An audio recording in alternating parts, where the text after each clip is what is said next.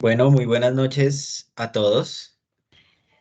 Darles la bienvenida a este espacio que hemos creado como Odds Epidemiology para crear estos espacios para poder aprender en conjunto y avanzar en todos los temas de investigación. La idea es apoyarlos en todo lo que tiene que ver con estrategias metodológicas del desarrollo de proyectos de investigación. Adicionalmente, vamos a apoyarlos en temas estadísticos, las mejores estrategias que se deben tener en cuenta en el caso que vamos a trabajar en la sesión del día de hoy con un enfoque estadístico y con un enfoque epidemiológico. Nosotros, pues, somos Odds Epidemiology, nosotros estamos ubicados en Colombia. Sabemos que tenemos personas que nos acompañan en Costa Rica, y en México y en Colombia, así que les damos la bienvenida. Nosotros somos una empresa que tiene un poco más de 4 años de haber sido constituida en Bogotá. Actualmente tenemos 25 personas dentro del equipo, donde destacamos pues profesionales de la salud, médicos, bacteriólogos, microbiólogos, odontólogos, epidemiólogos, entre otras, y obviamente pues todo ese grupo interdisciplinario lo consolidamos también con un grupo del área de ingeniería industrial, matemáticas, estadística, para pues poderle dar el alcance propiamente a nuestra misión. Para el día de hoy nos acompañan, vamos a estar con 4 personas del equipo. Primero, pues me presento, pues mi nombre es Juan Pablo Zuluaga, yo soy ingeniero industrial de la Universidad de los Andes. Yo tuve la oportunidad también de hacer una maestría en administración de empresas en la Universidad Rey Juan Carlos en Madrid, España. Y bueno, a lo largo de toda mi experiencia en estos ya un poco más de 10 años laborales, he venido apoyando este tipo de proyectos, organizando desde el project management, eh, todas las actividades propias, pues obviamente, de la organización. En este momento, pues nos van a acompañar nuestro gerente médico, el doctor Julio Zuluaga, quien pues ahí está en la parte de arriba. Él es médico de la Pontificia Universidad Javeriana y es experto liderando proyectos en economía de la salud y epidemiología.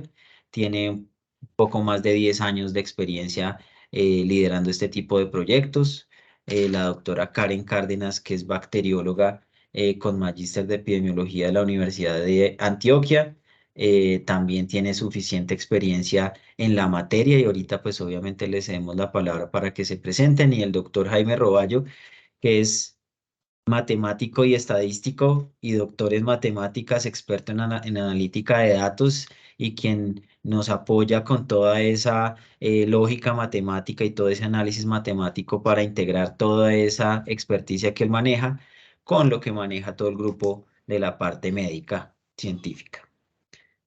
Entonces, bueno, ya para concluir, como para explicarles o para contarles un poco más de lo que somos, nosotros somos una Health Tech colombiana conformada por profesionales de epidemiología y diferentes áreas de la salud y adicionalmente expertos en matemáticas y en economía de la salud y programación y escritura médica, con la experticia o con la misión y el foco de trabajar con responsabilidad y con ética.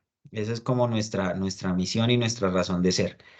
En estos 4 años de vida hemos obtenido bastantes logros afortunadamente. Hemos desarrollado un poco más de 120 proyectos.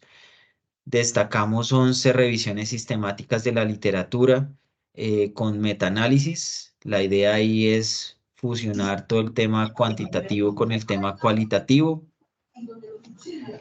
Por eso el tema del... Ay, espera un momentico. Les agradezco exacto, que pongan en silencio los micrófonos. Bueno, como les venía diciendo, nosotros no nos quedamos con el tema, nosotros hacemos las revisiones sistemáticas, pero también le damos un foco cuantitativo, que es el metaanálisis. Adicionalmente, hemos desarrollado 4 consensos y recomendaciones de expertos basados en evidencia científica, donde destacamos el consenso que desarrollamos en 2021 con la Asociación Colombiana de Neumología y Cirugía de Tórax en tratamiento post-COVID. Y recientemente hemos finalizado otro con la Sociedad Colombiana de Cardiología que próximamente estará disponible en la revista propiamente de la sociedad. Hemos publicado en 6 revistas indexadas, destacamos The Lancet, destacamos en Infectio, destacamos también en Acta Médica Colombiana, donde pues gracias a nuestro trabajo en conjunto con el investigador, pues hemos llegado a tener éxito en estas revistas. Desarrollamos una aplicación para recolección de datos online que es básicamente poner a disposición de ustedes un aplicativo para poder recolectar de manera eficiente la información de sus pacientes con el único fin de obtener información organizada y sistematizada para poder entrar ya propiamente al análisis estadístico.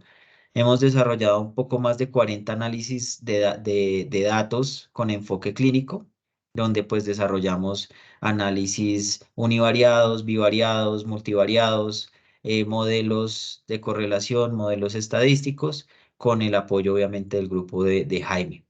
Actualmente estamos desarrollando proyectos en Estados Unidos, Chile, Brasil y Perú y obviamente en Colombia. Y bueno, en estos momentos pues tenemos 25 personas dentro del equipo. Algunas de ellas están en Medellín, por ejemplo el caso de Karen que está en Medellín, otras personas están en Cali y el grueso del grupo está en la ciudad de Bogotá. Nuestros servicios más representativos son las revisiones sistemáticas, las evaluaciones económicas en salud. Esto es importantísimo porque nos permite dar una herramienta para poder justificar de manera sistematizada y basados en evidencia y con enfoque económico qué tratamiento es mejor que otro. Adicionalmente, diseñamos, traducimos y hacemos corrección de estilo de documentos científicos. Innovamos en la recolección de datos, como les mencionaba. Hacemos consensos y recomendaciones de expertos. Y finalmente, pues también tenemos un componente bastante importante que es todo el tema del análisis estadístico de datos. Y todo esto, obviamente, de la mano con un sentido ético, responsable y de compañerismo y de buen trabajo en equipo. Entonces, bueno, aquí ya entonces le voy a ceder la palabra a Julio para que empiece ya propiamente la temática del curso. Vamos a tener aproximadamente unos 3 checkpoints donde vamos a detenernos y vamos a abrir canales para atender las preguntas que tengan. El camino para poder hacer las preguntas van a ser dos. El chat de esta charla a través pues, de Teams, de Microsoft Teams, o adicional también pueden hacerlas en el grupo de WhatsApp. Entonces, bueno, Julio, entonces adelante, les deseo muchos éxitos y aquí estamos, ¿vale? Bueno, Juan Pablo, muchísimas gracias por tu apertura y bienvenidos a todos. Este es un curso taller que lo que busca, como su nombre lo indica, impulsar la investigación clínica y dar los secretos clave, los tips prácticos que consideramos en Ops Epidemiology que deben tener en cuenta para la elaboración correcta y para sacar adelante proyectos de investigación de la más alta calidad. Creo que estamos todos aquí reunidos, es por este motivo, más de 20 personas aquí que estamos creando comunidad de investigación en salud, que estamos haciendo equipos, que hacemos parte de grupos de investigación, que lo que buscamos es que Colombia y que también los diferentes países, como hay personas de México, de Costa Rica, casi que de Latinoamérica, pues podamos avanzar significativamente en la producción de textos científicos de alta calidad y dar a conocer nuestras experiencias clínicas, mostrar cómo nos va con nuestros pacientes y cómo podemos mejorar la práctica clínica de nuestro grupo de trabajo, pero también de toda la comunidad científica y también el bienestar de todos nuestros pacientes, porque al final de cuentas esa es como nuestra razón de ser de todos los profesionales de la salud. Entonces, para abrir aquí el curso y el taller, pues les traigo esta frase, esta oración que me parece muy importante y es que cuando uno va a hablar de investigar, uno se debe ir también al origen de esta palabra. La palabra investigar viene del verbo latino invenire, que significa encontrar. Y algo que nosotros sabemos en epidemiología, en estadística, y yo creo que en todo el proceso científico que desarrollamos en todos nuestros ámbitos académicos o clínicos, es que es el que encuentra el que se va a buscar. Entonces, es muy importante que tengamos como esa llama viva de buscar responder preguntas que se nos están presentando en nuestra práctica clínica diaria. No nos podemos centrar solamente en la sospecha de, ve, este paciente con sobrepeso, con obesidad, con alteración de su perfil lipídico, con alteración de su perfil renal, o con diferentes características clínicas, puede que tenga más riesgo cardiovascular. Eso lo podemos inferir por diferentes cosas que ya han salido publicadas, pero debemos centrarlo en nuestros pacientes y cómo lo podemos demostrar.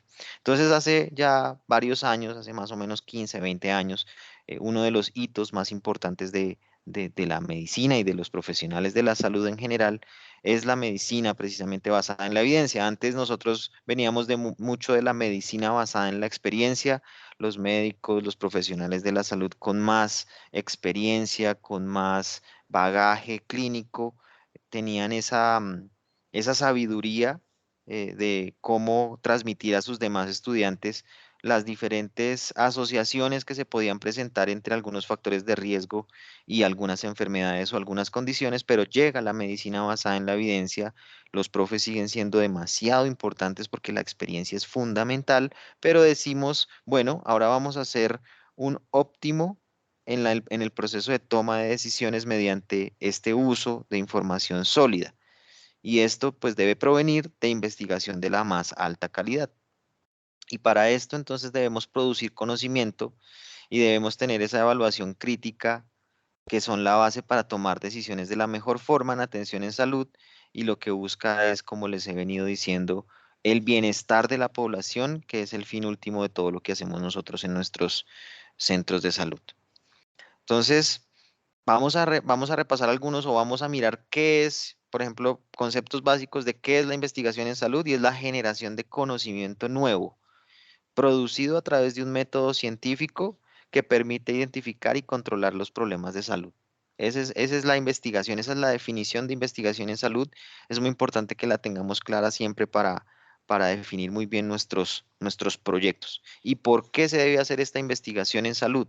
Porque permite, o el desarrollo de esta base de conocimientos hace que seamos más efectivos, ¿sí? Y que nuestra práctica clínica sea más sólida y estemos más basados en datos, que es lo más importante. Entonces, el método científico surge porque pues, la naturaleza en la que nos rodeamos pues, es ordenada y regular, pero los eventos no ocurren al azar o por accidente, y sí se presentan por causas potencialmente identificables. Entonces, nosotros, como les venía diciendo, ya sabemos qué causa, por ejemplo, el infarto agudo de miocardio, qué causa la fibrilación auricular, qué causa el síndrome metabólico, la diabetes, la enfermedad renal crónica, entre otras. Ya ustedes son expertos en diferentes materias, ¿sí? Ya saben más o menos cuáles son las causas que pueden generar esas enfermedades, pero el método científico nos permite aterrizar y decir, bueno, qué tanta asociación hay entre los factores de riesgo y las condiciones que estamos evaluando. Entonces, esta va a ser nuestra gráfica, una de las gráficas más importantes. Los secretos clave, los tips prácticos no son más que uno, que en el proceso de investigación en salud debemos contar con un equipo de trabajo. Debemos hacer equipos de trabajo, por eso aquí que estén ustedes aquí para nosotros es supremamente importante, porque en la medida en que generemos estas redes colaborativas de trabajo, en la medida en que ustedes en los departamentos de investigación, de epidemiología o en su consultorio en particular, eh, logren articularse, ustedes como expertos en la materia, que se puedan articular con un experto metodólogo o epidemiólogo, o con un experto estadístico o una persona que analice datos de forma, eh, digamos, que sea experta en este proceso. Que haya un epidemiólogo de la mano con el experto del tema que permita analizar adecuadamente los datos es fundamental. y finalmente que todo el equipo esté vinculado en el proceso para que podamos entre todos llegar al objetivo. Entonces la fase uno, para irnos metiendo un poco ya en en nuestros conceptos, es la fase de concepción y es una de las fases más importantes. Nosotros en este proceso de pasos de investigación clínica debemos ser muy organizados. Ese es el otro tip clave. Entre más organizados y más metódicos seamos desde la primera fase del proceso investigativo, mejor, porque de esa forma nuestro proceso va a salir de la mejor forma. En la fase uno, entonces, concebimos la idea preliminar. Estamos pensando que aquel paciente que llegó a nuestra consulta tenía ciertas características clínicas que hacía que tuviera más riesgo de presentar cualquier desenlace clínico de relevancia. Entonces ya nosotros ya tenemos como esa espinita en la cabeza, ya tenemos esa idea preliminar, pero la tenemos que aterrizar en el planteamiento de una pregunta de investigación y en el planteamiento de objetivos, tanto general como específicos. ¿Por qué es tan importante esta fase? Porque es para allá hacia donde nos vamos a dirigir. La pregunta de investigación se realiza con diferentes metodologías. Ahorita les vamos a mostrar rápidamente cuál es la que nosotros utilizamos, pero pues existen muchas. Pero esa pregunta debe ser lo más eh, aterrizada posible a a nuestra investigación para poder asimismo dirigir nuestro trabajo. Y los objetivos general y específico funcionan de la misma forma. Si nosotros nos trazamos un objetivo general muy claro, muy concreto, asimismo vamos a llegar a la conclusión de nuestro trabajo y los objetivos específicos lo que buscan es darle soporte, complemento a estos objetivos generales que nos planteamos. Una de las, digamos, de los momentos críticos aquí después de que ya definimos planteamiento de pregunta y objetivos es que gracias a esto es que nosotros decidimos, bueno, vamos a revisar la literatura y a construir el marco teórico. Juan Pablo mencionaba que nosotros somos expertos en revisiones sistemáticas, pero está en un abanico de posibilidades. Podemos ir desde una revisión rápida de la literatura o pasamos a una revisión panorámica, un scoping review, o finalmente hasta podríamos hacer una revisión sistemática de la literatura para soportar el marco teórico de nuestro trabajo. Eso dependerá del diseño del trabajo que escojamos y dependerá de la rigurosidad que nosotros queramos tener para nuestro trabajo. Pero es supremamente importante porque los artículos que encontremos en nuestra revisión de la literatura nos van a servir uno, para darle soporte a nuestro trabajo de investigación y dos, son los artículos que encontremos los que al final nos van a servir para discutir nuestros resultados en en las fases finales de nuestro trabajo de investigación. Es decir, cómo nos fue a nosotros en comparación con lo que está publicado en la literatura de otros lugares. Entonces, esta fase es muy importante, ya pasó, pues todas las fases son muy importantes, pero la fase uno para mí es muy importante porque es donde damos el banderazo inicial, la bandera verde inicial del proyecto es donde nos planteamos el lugar a donde queremos llegar. Eh, en la fase 2 está la fase de planificación, entonces nosotros pues aquí tendremos otros puntos muy claves y es uno, definir la hipótesis, tanto la hipótesis nula como la hipótesis alterna de nuestro trabajo y definir las variables que vamos a ir a buscar. En ocasiones, y aquí está la cuña del primer punto del caso base que les compartimos, en ocasiones nos llegan correos en donde, por ejemplo, eh, le envío la base de datos y necesito el análisis estadístico, pero no sabemos cuál es la hipótesis del trabajo, no sabemos cuál es la pregunta de investigación, no sabemos cuáles son los objetivos del trabajo, entonces es complejo y se hace difícil realizar este análisis cuando no sabemos qué es lo que se quiere demostrar. Entonces, por esas razones que nosotros siempre tenemos que estar trabajando muy organizadamente. Y seleccionamos el diseño. Nosotros pues tenemos una gran gama de diseños, ustedes conocen la pirámide de la evidencia, allá arriba están los experimentos clínicos aleatorizados, las revisiones sistemáticas de la literatura, los metaanálisis, pero por debajo existe una gran gama de estudios descriptivos, analíticos, que van a ser unos de ellos objeto de nuestro trabajo el día de hoy. Seleccionamos la muestra también para evitar sesgos, también para definir muy bien cuál es el grupo de pacientes que vamos a analizar, con cuántos pacientes nos vamos a ir y finalmente definimos la intervención y las formas en las que vamos a medir las variables que escogimos. Y ese es otro punto que también vamos a tocar hoy, porque uno de los puntos claves es defina muy bien la tabla de operacionalización de variables. Defínalas muy bien, cuáles son categóricas, cuáles son continuas, cómo se miden, cuál es la variable de desenlace, cuál es la variable independiente, para de esa misma forma darle input al estadístico. Nosotros o los profesionales de la salud estamos como tan en el día a día de la práctica clínica que damos por hecho que los estadísticos saben de conceptos médicos y a veces no. Muchos de los que trabajan con nosotros son bioestadísticos y saben de los desenlaces clínicos, saben de cómo es que nosotros medimos los desenlaces, saben algunos términos de nuestra práctica diaria, pero algunos no. Entonces es importante aterrizarle muy bien al estadístico el estudio que vamos a hacer y qué es lo que se pretende para que ellos puedan trabajar muy bien el análisis de datos cuando los recolectamos. Esta fase 3 es importante también porque cuando recolectamos datos hemos visto cuellos de botella importantes. Entonces, tenemos que ser muy juiciosos a la hora de recolectar datos. Sabemos las dificultades que hay con la captura de datos en registros de historias clínicas, pero la idea es que entre todos vayamos mejorando la calidad del dato, no pongamos la sigla porque la sigla se la sabe el médico que está viendo el paciente, pero nadie más. Entonces, en la medida en que vayamos mejorando cómo consignamos los datos dentro de nuestras historias clínicas, también nos va a ayudar mucho a la hora de hacer procesos de investigación. Y ya finalmente la fase 4 que es el análisis de los datos y la interpretación de los mismos, que lo que hace pues ahí es llegar, digamos, a articular todas las fases uno 2 3 y ya llegar al análisis y comparar los resultados de nuestro trabajo con los resultados de todo el resto de las publicaciones que se han hecho.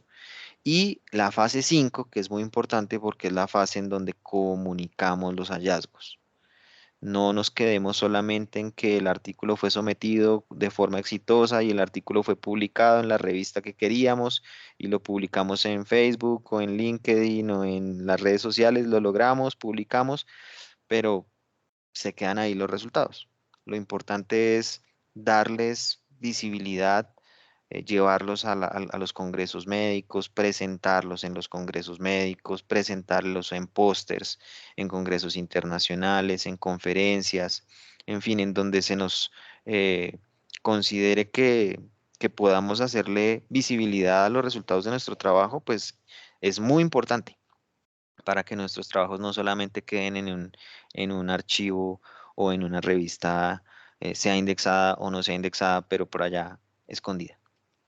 Entonces aquí pues básicamente vamos a ir una a una, pero ya se las he explicado, digamos, de forma ya muy completa, pero pues definimos el tema de investigación. Nosotros utilizamos el acrónimo PICOT, que agrupa a qué pacientes vamos a dirigir nuestra pregunta, cuál es la intervención que vamos a evaluar, cuál es el control que, que usualmente compara esa intervención en los estudios de ese tema en particular. La O de outcomes, pero pues en español desenlaces, tanto de eficacia, efectividad como de seguridad y también el tiempo, que pues se refiere al tiempo de seguimiento que vayamos a realizar de nuestro trabajo o por cuánto tiempo es que vamos a realizar nuestro trabajo.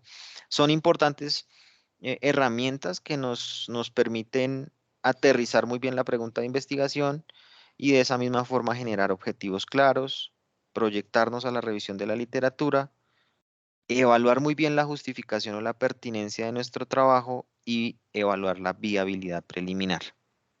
Aquí en esta fase, en la fase uno y ya les voy a mostrar aquí en la fase 2 es cuando nosotros también tenemos que tener en cuenta un tema muy importante, y es que tanto en la concepción como en la planificación llevamos a cabo nuestro protocolo de investigación. Nosotros nos regimos mucho por la resolución 8430 del 93 en Colombia, pero pues para las personas que nos acompañan de otros países, es importante que revisemos la regulación en investigación en salud en otros países, porque lo que dice esta regulación en Colombia es que las investigaciones en salud se dividen de acuerdo al riesgo que tienen los pacientes a la hora de realizarles una intervención. Los estudios descriptivos y retrospectivos son estudios de bajo riesgo o de riesgo cero, y así sucesivamente, entre más prospectivos y más intervencionales sean, pues van a ser considerados de más alto riesgo y por lo tanto van a necesitar que este protocolo sea llevado a un comité de ética médica. Pero la mayoría, digamos que últimamente, lo que ahora conocemos y se hace, es que casi todos los trabajos, todos los protocolos deben ser llevados al comité de ética médica para su respectiva aprobación. Entonces, por eso es muy importante realizar todo esto que les estoy comentando. Entonces, en planificación, nosotros definimos el diseño de investigación, como les venía diciendo, definimos hipótesis, variables, tanto dependientes como independientes, y la definición conceptual y operativa de las mismas. Definimos el muestreo, definir el plan que se pretende adelantar, el resultado del protocolo del proyecto y finalmente una cosa importante y es la aprobación, como les venía diciendo, del comité y del resto del grupo de trabajo y la financiación de esto, porque los proyectos de investigación sí requieren también tener en cuenta un presupuesto financiero, porque hay cositas que se deben tener en cuenta y que deben, desde antes de llevar a la implementación, deben ser tenidas en cuenta. Entonces, la implementación es el tercer punto. Ejecutamos entonces de acuerdo a la fase uno y 2. Hacemos la recolección de datos y aquí, pues nosotros recomendamos hacer una fase piloto inicial en donde se puedan hacer modificaciones menores y ya después de esto irnos a la fase definitiva de la recolección de datos para proceder a la fase 4, que es la fase de análisis. En esta fase, entonces, nos dividimos en dos: las estrategias más adecuadas para depurar y resumir los datos. Entre más organizados seamos desde el principio, este paso se chulea fácil, rápido. Pero si empezamos a recoger datos así de forma desorganizada o no sabemos cómo es que ve esta variable, cómo era que teníamos que recolectarla y la recolectamos como nosotros consideramos y no seguimos en cuenta el directorio de variables, al final, en el momento del análisis de datos, en el momento de la depuración de la base, es cuando nos vamos a demorar un poquito más. Y de la mejor forma en la que entreguemos nuestra base al estadístico, pues así mismo nos va a sacar los resultados de la forma más expedita. Y finalmente, la interpretación de los hallazgos a la luz de la pregunta y de los objetivos que nos trazamos y comparando cómo nos fue con los proyectos o con los trabajos que ya han sido publicados similares para ver cómo podemos discutir esos resultados. Y la comunicación, como ya les venía diciendo, en artículos, en capítulos o en reuniones científicas, pero de alguna forma tenemos que mostrar nuestros resultados a nuestra comunidad científica y también trasladarlos al beneficio de nuestros pacientes.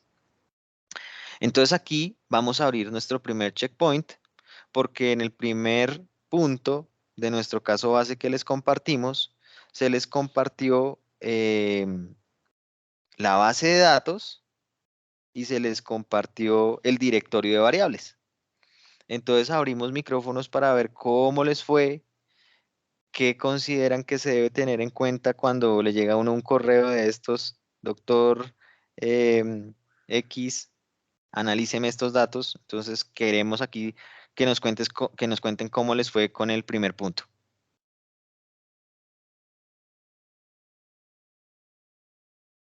Hola, buenas noches. ¿Qué tal, doctor Martínez? Muy bien, gracias. Yo revisé la base de datos y tenía, bueno, tengo varias dudas, pero una de las principales es, vi que ya pues estaba bastante organizada, estaba codificada y esa codificación eh, estaba hecha pues ya en variable como dummy con ceros y unos. Entonces, eso normalmente es algo que uno ya hace, ¿no? Es muy raro que le vayan a entregar a uno algo así.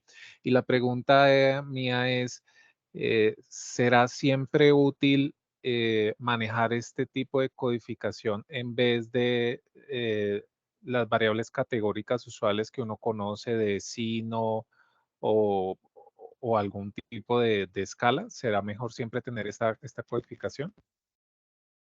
Es una buena pregunta, doctor. Pues mire, nosotros hemos recibido de las dos formas también.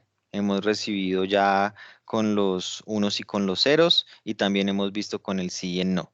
Pero lo importante es que estén o la una o la otra, ¿sí? A veces, por ejemplo, nos llegan muchos espacios en blanco que no sabemos si es que el dato no está o si es que no lo recolectaron, ¿sí?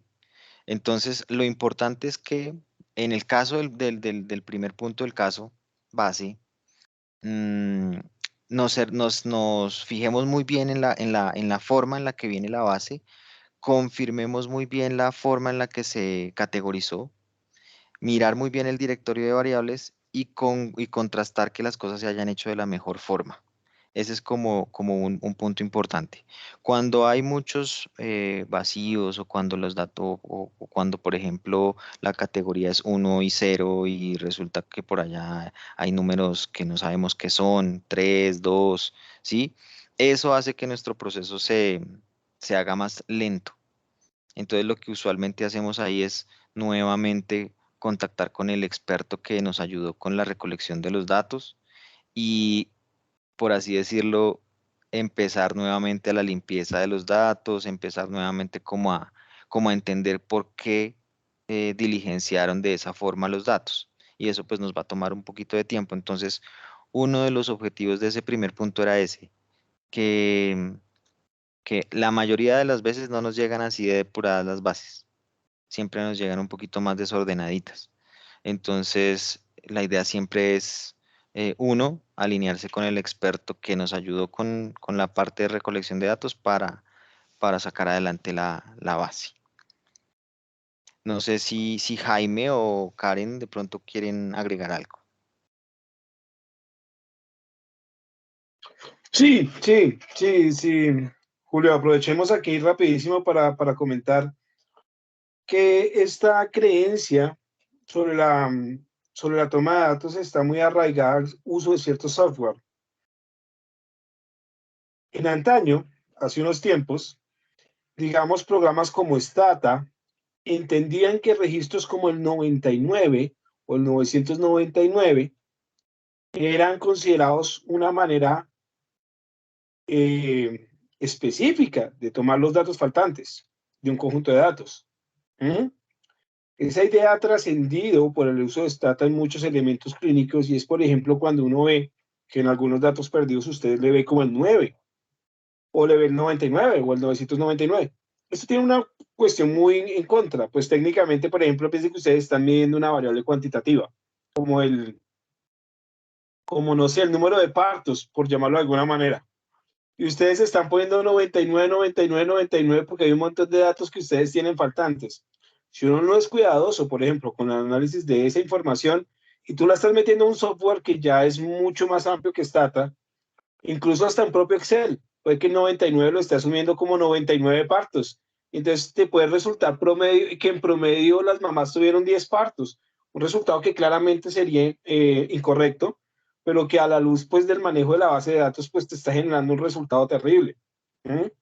Eso pues viene precisamente de una cultura, de un uso anterior donde digamos los datos que hacen falta o esencialmente esos manejos sobre la codificación de la base de datos puede llegar a ser errónea. En estos momentos, pues uno ya le dice al médico o a la persona que está haciendo la investigación que no importa cómo codifique la base de datos, los programas de ahora son muy amplios a la hora de poder hacer esos manejos y uno puede hacer ciertos manejos a través de código. ¿Qué es lo importante? Que entienda, por ejemplo, y que den una descripción muy expedita de lo que es la variable. Si es una variable que tiene 3 categorías, pues en efecto las 3 categorías y los datos faltantes, si uno le dice, oye, tienes datos faltantes de tu base de datos y cómo los codificaste.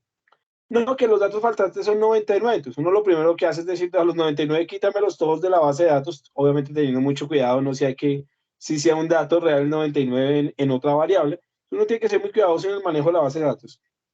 Hacer preliminar, y para no extenderme mucho en esta intervención, más o menos uno podría decir que en un proyecto de investigación, estadísticamente hablando, desde la parte estadística, tener la base de datos, organizarla y llevarla a un software, dejarla en el punto exacto para llevarla a un software, Más o menos es el 50% del trabajo.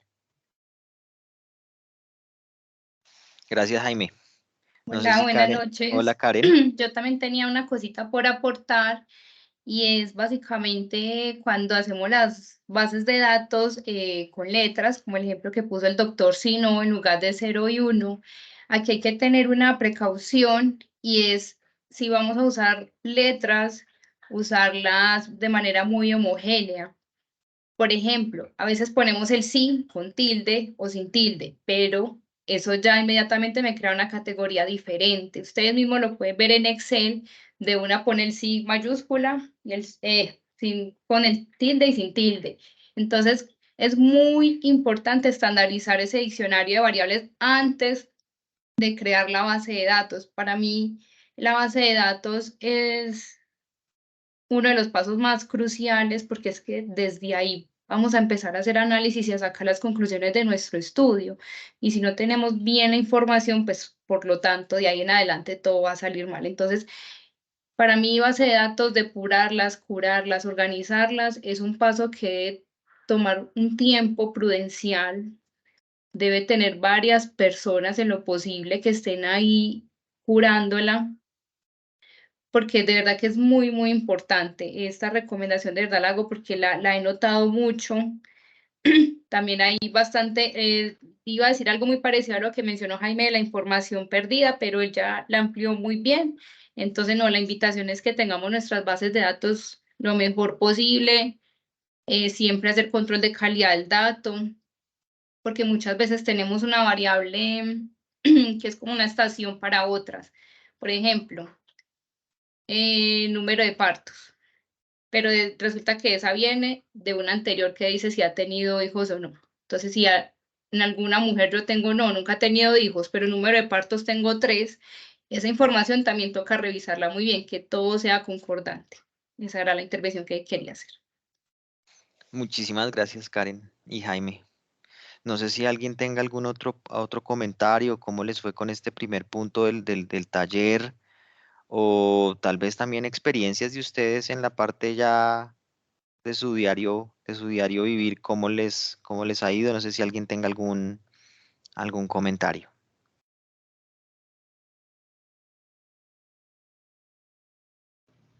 Sí, Hola, sí, doctora. hola, buenas noches.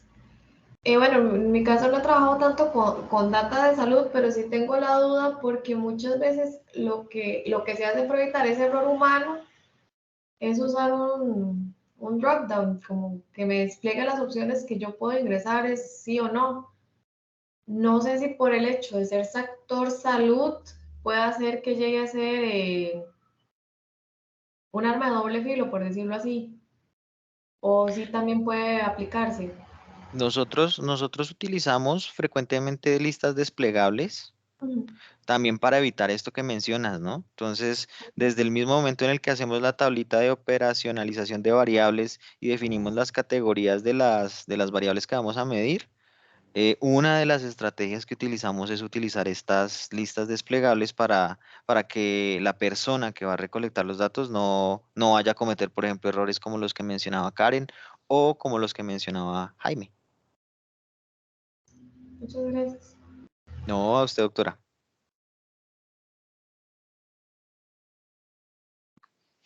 Bueno, entonces, ya adentrándonos en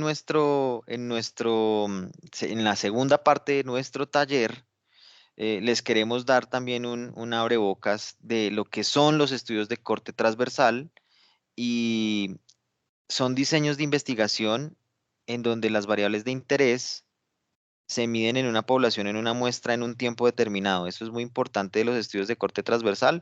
Estamos hablando de estos porque el ejercicio, la base de datos y la pregunta y los objetivos que nos trazamos en este curso, en este taller, es precisamente de un estudio de corte transversal y porque adicionalmente son los estudios que más frecuentemente nos llegan para analizar. Entonces, por esta razón, los decidimos incluir en este taller. Y este punto de que las variables de interés se miden en un tiempo determinado son muy claves, porque son estudios descriptivos que nos permiten precisamente mirar cómo se comportan estos factores asociados a las condiciones, pero por no presentarse un seguimiento ni prospectivo ni retrospectivo, no pudiéramos nosotros con estos estudios sacar inferencias a la población general. Entonces tienen el propósito de determinar, uno, la frecuencia, dos, la magnitud y tres, la distribución de los eventos de salud en un momento y lugar determinados. Es en ese momento cómo les fue a los pacientes, a los que tenían estos y estos factores asociados con la condición que queremos evaluar. Permiten explorar, y esa palabra, ese verbo es muy importante, explorar asociaciones entre los factores, ¿sí? Las diferentes características, y ahí pues hacemos pruebas de hipótesis, también hacemos diferentes técnicas estadísticas que nos permiten mirar estas asociaciones, no permiten establecer causalidad. Eso es importantísimo de los estudios de corte transversal, por lo que les vengo diciendo que se miden en un punto determinado, y uno de los puntos claves de los estudios de corte transversal es que generan nuevas hipótesis. O sea, estos estudios son cortos, son usualmente, digamos, son más económicos, salen en un tiempo mucho menor que los estudios experimentales y nos permiten generar hipótesis para complementar con otros tipos de diseños. Las consideraciones éticas son fundamentales, como les decía. La mayoría de los trabajos de investigación, por más de que sean retrospectivos o por más de que sean prospectivos o registros de bases de datos o historias clínicas, casi que todos deben ir por comité de ética. Nos regimos por diferentes vías. La Declaración de Helsinki y el Council o el CIOMS, el Council of for International Organizations of Medical Sciences, son organizaciones, en este caso el CIOMS, una organización sin ánimo de lucro que hace o que se especializa en esto, en que nos rijamos, en que nos adaptemos a todas estas normas para cumplir con con las consideraciones éticas de nuestro trabajo. La Declaración de Helsinki, la beneficencia, la no maleficencia, que seamos justos, que hagamos un buen trato de los datos, que hagamos un consentimiento informado, que este sea firmado ya sea por el paciente o por el representante del paciente para poder ser utilizado o para que los datos de este paciente sean utilizados en una investigación clínica son fundamentales, y como les venía diciendo, en Colombia la resolución 8430 del 93 nos rige en lo que son los estudios clínicos, cuáles son los de bajo riesgo, cuáles son los de alto riesgo y cuáles son las consideraciones que debemos tener en cuenta de acuerdo a las metodologías que vayamos a incluir. Lo importante es que entre más prospectivo, entre más intervencional sea, más alto riesgo tiene y se deben tener en cuenta más elementos. Todos deben tener consentimiento informado y casi todos deben ir con, como les digo, por comité de ética autorizado. Entonces, la pregunta de investigación ya en estos estudios de corte transversal es una pregunta de carácter descriptivo y se incluyen los factores asociados de la enfermedad. Entonces, hay dos opciones en el estudio de corte transversal. Hay unos estudios poblacionales de prevalencia, el estudio por excelencia, que es como el top de los estudios poblacionales, es el censo. Y ahí incluimos toda la población, pero eso no es lo que ocurre usualmente en nuestros países. Digamos, en Colombia se hace con relativa distancia el censo, ¿sí? Es un proceso largo y es un proceso costoso que se hace en diferentes periodos pues se hace pues teniendo en cuenta, en este caso, cada 5 años, cada 7, cada 10 años. Pero es muy importante porque ese sí es el estudio de corte transversal por excelencia y en donde se incluye toda la población. Cuando se trata de una muestra representativa, que es lo que usualmente hacemos nosotros en nuestra práctica clínica, esta debe ser capturada de forma aleatoria, ojalá de forma aleatoria, porque de esta forma disminuimos el sesgo que podamos tener de selección en nuestros estudios. La mayoría, o no todos, pero sí muchos de nuestros estudios, los que nos llegan son trabajos en donde, por ejemplo, un médico ortopedista decide mirar en un corte transversal cómo le ha ido a sus pacientes que han sido operados de un reemplazo de cadera, pero pues no planeó con tiempo la forma en la que iba a ser el muestreo y la aleatorización y termina siendo la selección por conveniencia o por los pacientes que él mismo atendió o que él mismo operó, y eso hace que el sesgo se incremente. Entonces, la recomendación aquí es siempre vayamos por la forma aleatoria, siempre vayamos por un muestreo probabilístico, porque de esta forma disminuimos este tipo de sesgos. Y las fuentes de datos pueden ser primarias, como las encuestas, las que se realizan, por ejemplo, en el censo, o las que podemos nosotros mismos realizar, o las fuentes de datos secundarios, que son las que más utilizamos, a las que más recurrimos, que son los registros poblacionales o los registros de historias clínicas. Eso es muy importante. Entonces, ya metiéndonos en nuestro trabajo, en la base de datos que les compartimos, entonces decíamos, bueno, el doctor Martínez nos decía, bueno, ¿cómo hacemos con los datos faltantes o categorizamos las variables dummy? Pero bueno, se dieron a la tarea de formular esas preguntas de investigación con los datos que les compartimos. ¿Cómo les pareció? Si era fácil o no. Para nosotros era difícil porque a nosotros usualmente nos llegan esos correos y uno no sabe qué hacer con esa base y no sabemos cuál es la pregunta. Entonces aquí los ayudamos. La pregunta de investigación del caso era, ¿cuál es la prevalencia y los factores asociados a hipoglicemia neonatal en una muestra de 548 pacientes valorados en un centro de salud en Bogotá, Colombia, entre abril y agosto del 2023? Entonces aquí, en esta pregunta, volviendo al acrónimo PICOT, pues tratamos de que todos los elementos estén. Esto no es una camisa de fuerza, no siempre podemos tener los elementos, pero tratamos de que estuvieran. Entonces, pacientes, ahí están los pacientes, la muestra de 548 pacientes con hipoglicemia neonatal, ¿sí? Atendidos en una franja temporal entre abril y agosto del 2023, definiendo muy bien qué es lo que queremos buscar, la prevalencia y los factores asociados, ¿sí? La intervención y el control no van a estar porque no estamos hablando de un estudio intervencional, pero sí podemos ya con esta pregunta, ya podemos entender hacia dónde es que nos vamos a ir. Y cuando vamos al objetivo general, pues el objetivo general del trabajo y en los estudios de corte transversal son principalmente la estimación de la prevalencia y los factores asociados a hipoglicemia neonatal. O sea, qué factores de los que pudimos recolectar de los niños y de las madres se asocian con que el niño haya nacido con hipoglicemia. En una muestra de 548 pacientes valorados en este centro de atención entre abril y agosto del 2023.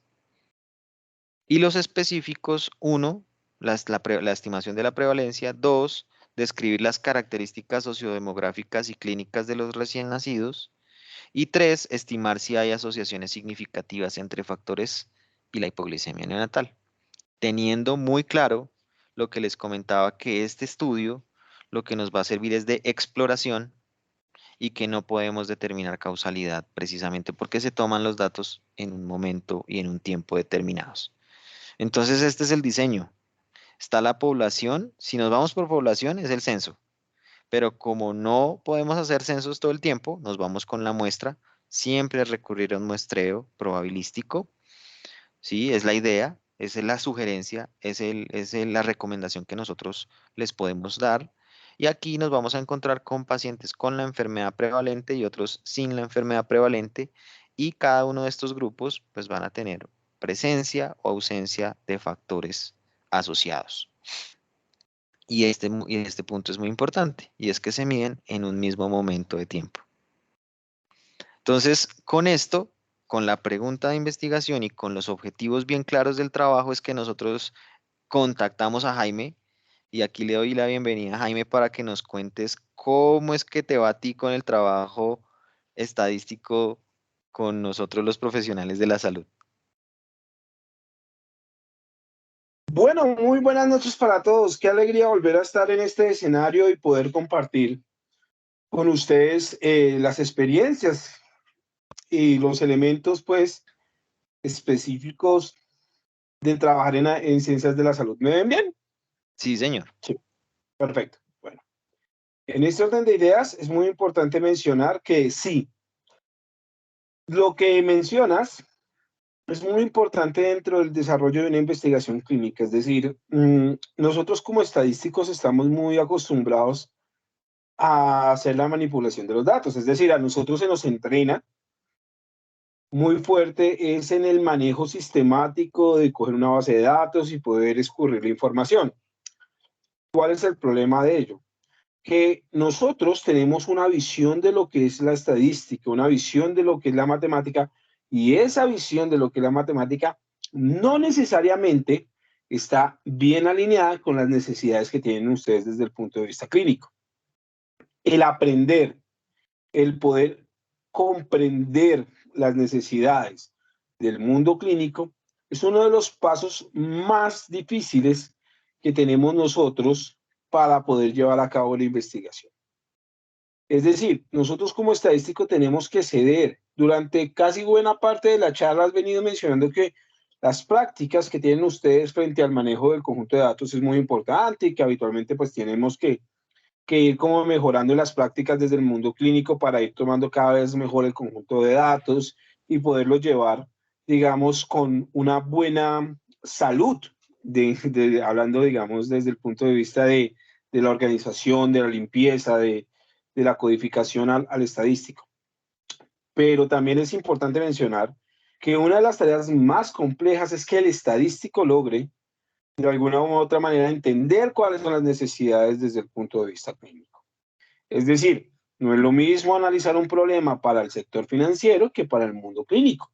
Y aunque sean datos y puedan llegar a tener unas cualidades similares, la manera de reportar la información es diferente. Y esto es un error que comete el estadístico y es algo que genera una brecha entre la investigación clínica y bueno, la investigación científica en general y digamos la parte del análisis estadístico. Una vez que uno logra decir eso, y es una primera observación, un primer tip que le tengo a todas las personas que están en este escenario, que pues de hecho los felicito por estar acá, es un primer peldaño y es muy alegre poder darnos cuenta que hay gente interesada en este proceso, realmente son la razón, pues digamos, de este camino que uno ha tomado de poder precisamente romper esa barrera de la ciencia un poquito y poder humanizar un poco más la información, que es algo que nos cuesta mucho a los científicos.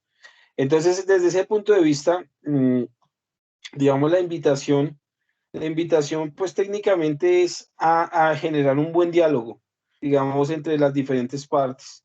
Uno no puede desarrollar un buen proyecto de investigación si no está teniendo un buen diálogo entre todas las partes, la parte estadística, la parte clínica, la parte humana, y técnicamente eso es lo que enriquece técnicamente una investigación. Segundo, y al margen de todo lo que hemos venido mencionando, pues digamos, y ya al margen de este ejercicio, pues debo mencionar que cuando nosotros nos llega un proyecto de investigación, también, digamos, lo primero que hacemos como estadísticos, por más que uno sea estadístico, uno quiere estar en todo el proceso. O sea, no es que seamos una parte, digamos, de que cuando nos llegue el conjunto de datos y nosotros le molemos y le hacemos y generamos y hacemos, eso no es cierto. O sea, yo creo que nosotros, y una de las cuestiones es empezar a entender el proyecto, también entender, digamos, cuáles son las necesidades y empezar a hablar. Ese diálogo de decirnos, cuéntanos tu proyecto, qué es lo que estás haciendo, cuál es el objetivo y cuáles son las propuestas. Si bien es cierto que muchos de los proyectos de investigación se enmarcan dentro de una tipología específica, que es lo que vienes mencionando, que de un estudio de cohorte, un estudio transversal, un estudio retrospectivo, bueno, técnicamente esta clase de clasificaciones son nortes estadísticos. Es decir, uno ya más o menos intuye que un análisis que sea de cohortes, pues vamos a poder hacer sus análisis, o un estudio que tiene, digamos, un caso sin control, le vamos a hacer otro tipo de análisis, o vamos a reportar técnicamente otras pruebas diferentes. Pero al margen de eso, cuando nosotros enfrentamos a un problema, pues sí esperamos que tengamos como estadísticos, o como la parte, digamos, que vamos a analizar los datos, pues un conocimiento básico de la pregunta de investigación y un conocimiento básico, al menos mínimo, de lo que es el concepto o el problema desde el punto de vista clínico, es decir, qué estás investigando, por qué es esto, Eso quiere decir que nosotros también hacemos esa parte de esa investigación subterránea y es tratar de entender el problema en el contexto antes de poder hacer un análisis. Ya para efectos de esto y antes de continuar, digamos, hay una pregunta que se gestionó en el chat y voy a tomarme el atrevimiento de responderla de manera preliminar. En este caso, nos pregunta Gloriana que el tema del software. Bueno, técnicamente en términos del software, pues yo creo que en los últimos años la generación de softwares estadísticos ha sido bien importante. Y al margen de la evolución de los softwares estadísticos que se ha venido teniendo en los últimos años, considero que hay unos que han tenido un crecimiento exponencial y otros que han tenido un crecimiento muy lineal. ¿Qué traduce esto? Hay unos que han mejorado muchísimo y otros que han tenido unas mejoras un poquito, digamos, muy paulatinas. Desventajas fuertísimas de los software. Digamos, el hecho de tener licencias es algo que limita muchísimo la investigación.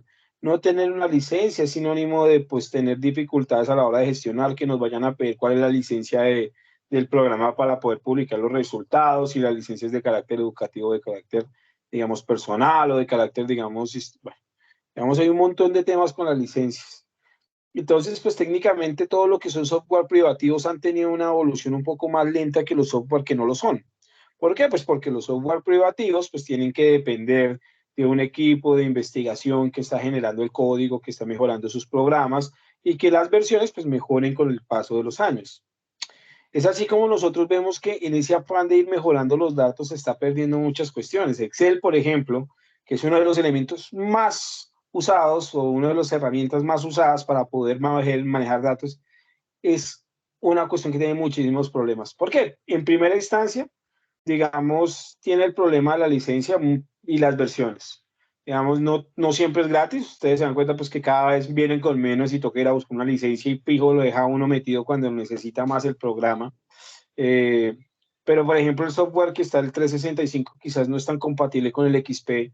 Si usted tenía ese Excel viejísimo y le sirve perfecto, puede que después si le manda a alguien una base de datos que está en otro formato no te abra bien, corra para un lado, corra para el otro, que en uno es con coma, que el otro es con punto, que en una vaina está... Pasa muchísimo eso, o sea, que si usted la abrió en Windows y la mandó para alguien que tenía Mac, no le va a generar una incompatibilidad o que de pronto sí o al revés, no. Eso es una cuestión muy cansona y eso es grave. Digamos, un software que sea tan selectivo con la lectura de los datos ya es un problema. Entonces, primera instancia, Excel, útil, hay que saberlo, o sea, no hay nada que hacer, Excel tienes que saberlo, tienes que aprender a manejar, es útil para el día a día, o sea, prácticamente es una herramienta con la que uno ya aprendió a trabajar, así a uno no le guste o no, si uno de estadístico dice que no es la mejor, Excel hay que saberlo manejar sí o sí, es útil. Ahora bien, si vamos a hacer análisis especificísimos, o sea, si vamos a hacer un análisis muy puntual, pues hay otras herramientas. Lo anterior, digamos, lo que estaba en privativo y que domina todavía el mundo del escenario clínico es SPSS. Para mí es una versión que ya está muy vieja y que técnicamente ya se quedó corta frente a muchos de los elementos que puedan hacer software libre. Y aquí viene una pregunta, pues obviamente, ¿por qué yo escojo algo que es pago cuando hay algo que es gratuito y que es mejor? Técnicamente porque es más amigable. Y eso sí entendamos que técnicamente la cuestión entre la libertad de poder hacer lo que yo quiera desde el punto de vista del software es inversamente proporcional a la estética. O sea, entre más potente sea, más feo se ve. O sea, eso es una realidad que también uno milita. Y por eso, entonces, cuando uno ve un SPSS, uno dice, me gusta, porque yo espicho acá, pique, pique, pique, pique, pues salen unos resultados. El problema del pique, pique, pique, es que quizás yo haga un pique en un lugar donde no tenga sentido hacer eso. Y entonces el resultado que me está arrojando no es bueno. Y entonces yo tuve muy buena intención, pero mala ejecución. Y el software no ayuda quizás a decir, tenga cuidado con eso. O de pronto desde el punto de vista teórico no te dijeron, tenga cuidado que quizás esa tablita no debió haber ido ahí, quizás este registro que estás usando gráfico no le aplica a este tipo de datos. Y hay un montón de cuestiones donde uno dice, claro, la libertad y la posibilidad de tener eso, pues es muy detallado. Otro inconveniente de SPSS o Stata es que, por ejemplo, yo quiero el gráfico con estas características, que tenga esta propiedad, que me marque esto, no te lo va a poder hacer Stata, porque Stata tiene sencillamente los códigos que tiene programado en su versión y no hay nada más. ¿Estamos de acuerdo? Yo necesito hacer un modelo de Kaplan-Meier para sobrevida, entonces de pronto Stata lo hace con unas características, pues yo lo quiero con estas condiciones. Póngale el intervalo de confianza del 80%, porque es que el del 85 no me está saliendo muy, bueno, el del 95 no me está saliendo muy bien. Ya de pronto los software más potentes te lo van a permitir hacer esos cambios, pero Stata no, Stata de pronto tiene el 95, 99 y 90. Entonces no va a poder bajar hasta esas cosas. Cosas de ese estilo son limitantes muy fuertes del software privativo. Ahora bien, ¿qué aconsejo yo? Y me estoy extendiendo muchísimo en esta respuesta, perdónenme ahí un poco que me haya salido del guión, Julio me va a matar. Está relacionado con que en nosotros, entonces, ¿qué aconsejamos? Pues si usted me pregunta a mí como estadístico, te digo que si vas a usar un software privativo, Stata es mejor que CPSS. Si vas a hacer un software privativo. Ahora bien, en software libre, R o Python es lo máximo, lo máximo, lo máximo, lo máximo que pueden haber. Está súper potente. Piensen que en R ustedes tienen millones de personas alrededor del mundo trabajando en el problema que usted tiene. Bueno, millones quizá exagero. Ponga unos cuantos miles. Pero 1000 personas son más que uno solo. O que los 10 programadoras que puede meter Microsoft. O los 10 programadoras que tiene allí X persona. Estábamos hablando de 1000 personas que han tenido un problema que usted ya tuvo, o sea, que usted le está presentando. Lo más probable es que alguien ya lo haya solucionado. Es decir, existe la librería y el comando y la cuestión específica que permite hacer un modelo de Kaplan-Meier para condiciones de censura, de ¿Estamos de acuerdo? Permite hacer el gráfico de no sé qué que yo quiero con colorcitos. Eso lo permite hacer R. Es más, R tiene la libertad de decirte, tú quieres un rosado turquesa número 46, te lo saca. SPS no. ¿Listo? Esas son libertades.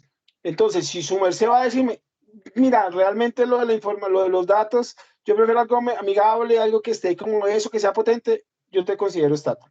Si tú me dices, quiero llevar mi investigación clínica a otro nivel, te recomiendo Python, te recomiendo R, y más allá, si es que ya quieres hacer algo muy bravo, Julia tiene unas combinaciones de los dos, pero bueno.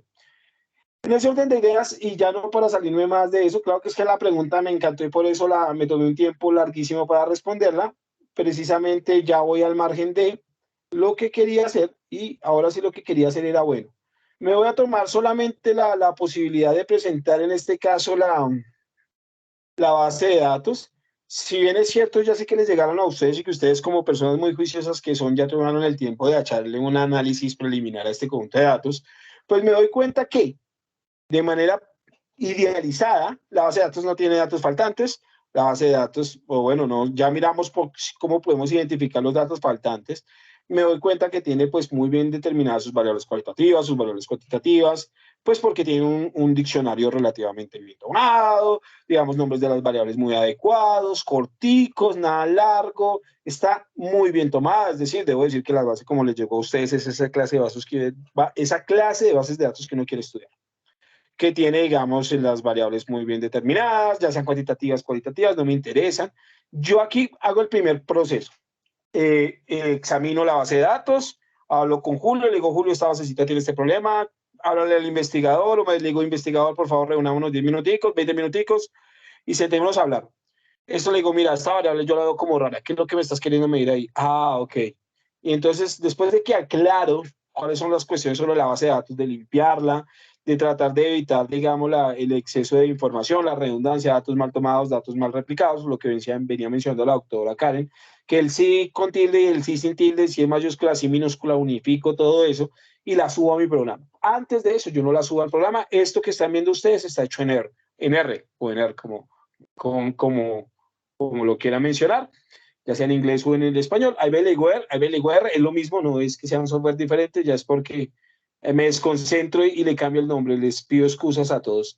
Esto lo hice en R y bueno, técnicamente R está muy bien anidado también con unos paquetes estadísticos muy interesantes, se llama Markdown, que también está relacionados con Python, es decir, hay un buen híbrido entre los dos, que permite generar, digamos, archivos en HTML con muy buena calidad gráfica y con muy buena posibilidad de manejar la información. Es decir, este formato que ustedes están viendo, usted solo puede llevar a su celular y cuando lo lleva a su celular le va a abrir y se le va a ajustar los tamaños. Eso quiere decir que es universal, usted lo puede abrir en Mac, lo podría abrir en Windows, lo podría abrir en Linux y tendría que tener exactamente la misma información.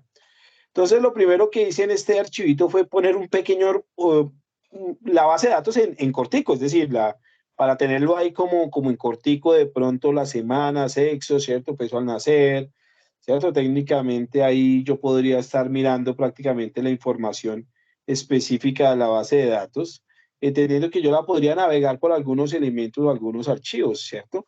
De pronto yo quisiera decir, quiero buscar el paciente 500, pues, o tengo una ID de pronto que me va a poner el nombre, pues lo puedo hacer acá técnicamente de manera muy específica. Bueno, a mí me gustó todo lo que tuviera 500, es decir, uno podría poner ahí prácticamente algunas entradas, puede jugar un poquitico con esto, pero bueno, esto es más allá que sea una ayuda visual, que le permita a uno pues tener en una exposición quizás un overview de la base de datos y poder contarla, pues digamos desde el punto de vista estadístico no es que sea muy,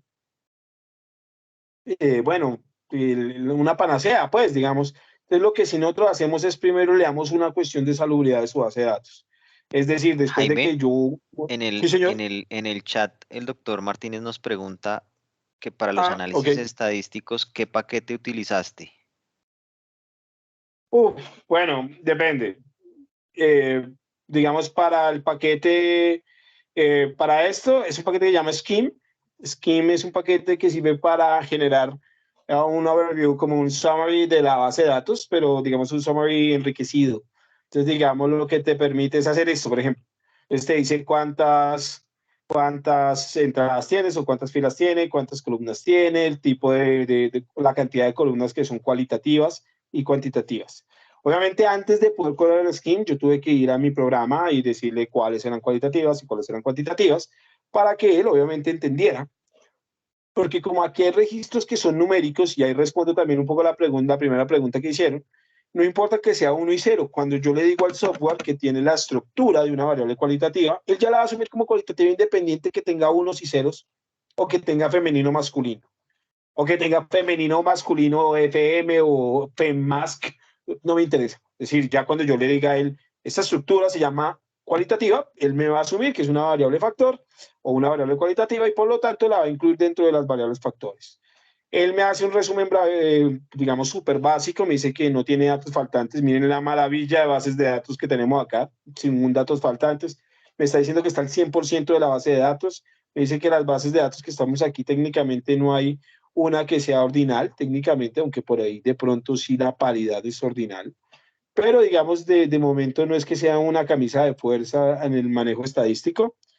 Y técnicamente, pues ahí me está mostrando en una brevísima resumen cuántos unos y cuántos ceros hay, es decir, cuántos hombres y cuántas mujeres, o cuántos, por ejemplo, en APGAR, cuántos tuvieron 10, 9 y 8, la consideramos cualitativa porque solo tenía 3 factores. En este caso, por ejemplo, es una discusión que uno hace dentro del mundo estadístico. APGAR es una variable que está midiendo algo, pero tiene solamente 3 categorías, y al tener 3 categorías, uno va a decir, quizás me explica más desde el punto de vista cual que desde el punto de vista cuant, es decir, que te diga, tiene un APGAR promedio de 9,8, quizás se resume mejor diciendo, hay tantos que tienen 10, tantos que tienen 9 y tantos que tienen 8. Entonces, por ejemplo, ahí es un poquito mejor, nosotros ahí hacemos el análisis, lo dividimos y lo mismo para lo cuantitativo, pues no hay datos perdidos, el porcentaje, pero como es cuantitativa ya me describe media, desviaciones estándar, todo lo que sean cuartiles, máximos, mínimos, y me intenta hacer, ojo, esto sí es una cuestión muy interesante, me intenta hacer mi histograma. Este histograma claramente solo tiene como propósito mirar el sesgo de las variables. Entonces, por ejemplo, este resumen lo generamos con el paquete Scheme, Scheme R. Bueno, ahí, por ejemplo, es una de ellas. Y técnicamente, pues bueno, en estas, pues ya empezamos a hacer los análisis cuantitativos.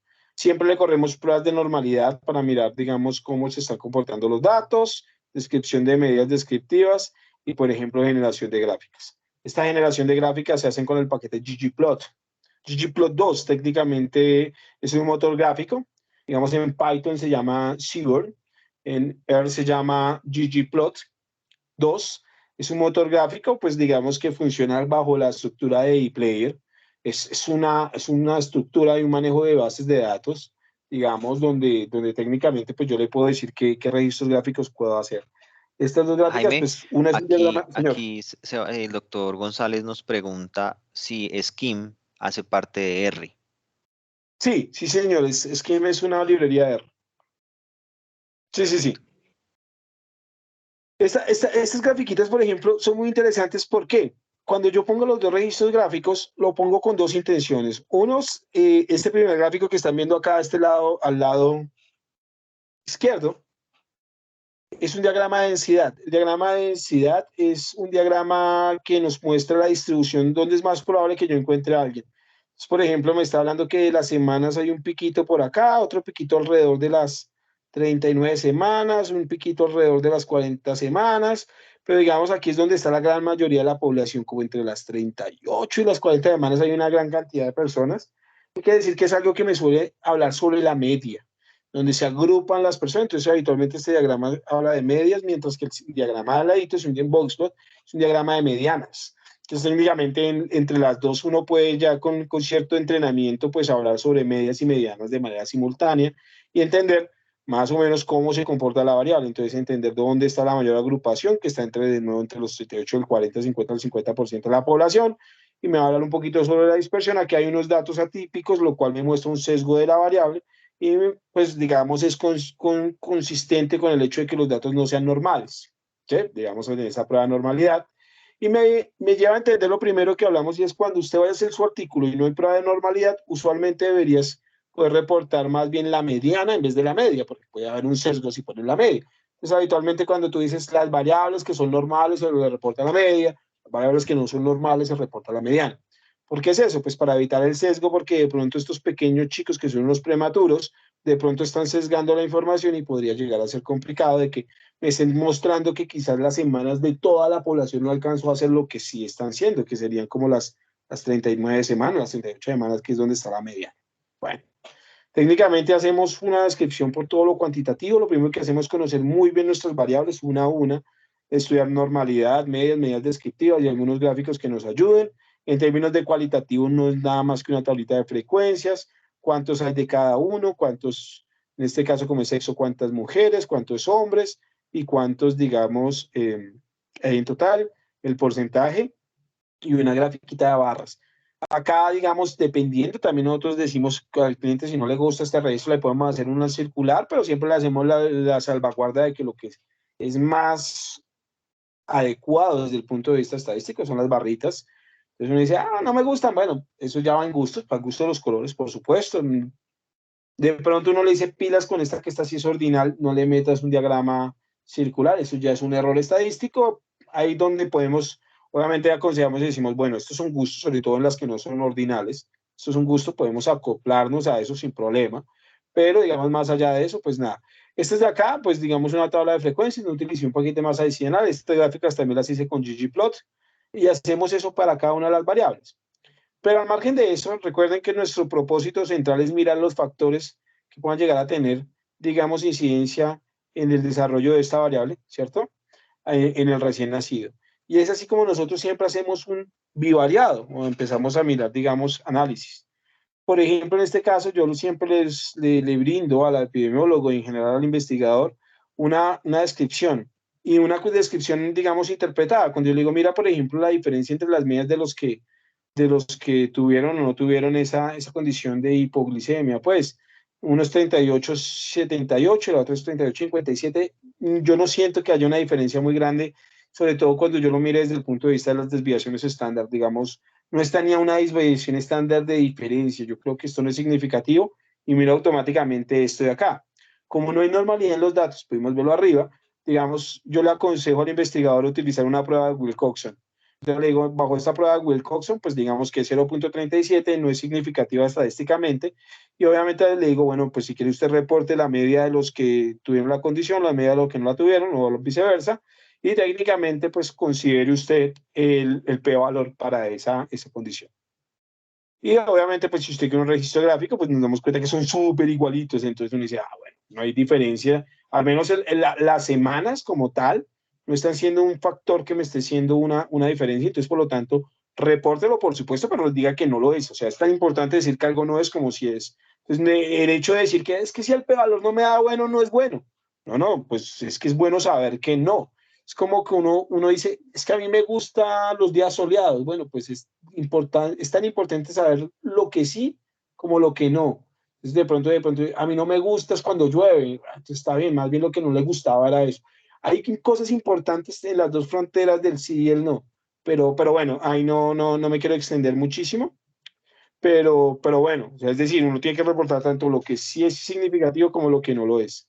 Y bueno, este también está aquí, digamos, segregado por ggplot. Siempre se tienen los mismos diagramas para que podamos tener una comparación con el anterior. Es decir, uy, miren que las gráficas se parecen y así con cada una. Por ejemplo, miremos que estas de acá que se llama peso al nacer sea significativa la diferencia. Es decir, uno va a decir, uy, 0,28, está por debajo de 0,05, que es el gol estándar.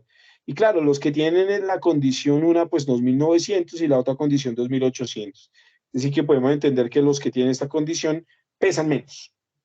Y cuando uno lo mira en el histograma dice, claro, miren, aquí hay un montón de casitos para abajo que quizás están jalando el promedio y hacen que quizás estas personas, cierto que tienen hipoglicemia, pues pesen menos, ¿no? Y obviamente se ve aquí que también hay una diferencia de estos gráficos, se ven diferentes. O hay una bimodalidad, prácticamente aquí hay un grupo de personas que puede llegar, lo cual es una alerta de qué es lo que podría pasar. Y lo hacemos, por ejemplo, la de la madre se ve igual gráficamente, lo corroboramos siempre desde el punto de vista del p-valor, un análisis de media, mediana y todo esto que está por acá. Y entonces empezamos así con cada una de las, bueno, con las variables cuantitativas. En el caso de Aquí una hay, variable cualitativa, Jaime, aquí hay dos preguntas. señor, Una del doctor González claro. dice, ¿es necesario hacer un análisis bivariado o puedo hacer un multivariado con algún tipo de correlación? Bueno, en este caso es dependiendo del estudio, qué buena pregunta. Cuando tenemos una variable de respuesta tan importante como era en el estudio que estamos en cuestión, que era si la hipoglicemia o los factores que inciden en la hipoglicemia, ¿estamos de acuerdo? Entonces, cuando yo quiero decir los factores que inciden en la hipoglicemia, es el sexo, el recién nacido, la edad de la mamita, el peso al nacer del recién nacido, las que estamos ahí analizando, ¿cierto? El sexo, tal cosa. Entonces, en este caso, cuando tenemos una variable objetivo tan específica, pues digamos el bivariado es un top. Ahora bien, no descarta el hecho de que se pueda hacer un multivariado. Un multivariado, pues es cuando yo tengo muchas variables y quiero decir, bueno, pues yo de pronto quisiera reducir dimensiones para no trabajar con 100 variables, sino trabajar con unas 5 nomás, súper válido. Cuando yo digo, es que tengo muchos fenómenos que estoy mirando y quiero mirar ya interacciones y cosas de ese estilo, un modelito pues puede llegar a ser una cuestión muy interesante, puede de pronto, depende del número de datos. Tú tienes pocos datos, pues tienes que hacerlos llorar. Tienes 50 datos, de pronto un clúster te da en dos clustercitos, o sea, un multivariado que te genere dos grupos, y tú dices, este grupo se caracteriza por esto y este grupo por esto otro. Entonces, cuando tienes poquitos datos, puedes hacerlos llorar a través de ciertas técnicas multivariadas. Y cuando tienes muchos variables o muchos datos, pues puedes reducirlos aplicando otras. Entonces, claro que todo se puede desde el punto de vista estadístico y no contradice. ¿Qué es lo que pasa? Frente a este estudio que estamos manejando de una variable de respuesta tan bien tomada, como era sí o no tiene hipoglicemia, y además no la ponen de papayita, ahí dirían algunos colombianos compañeros nuestros, no la ponen de papayita que es dicotómica.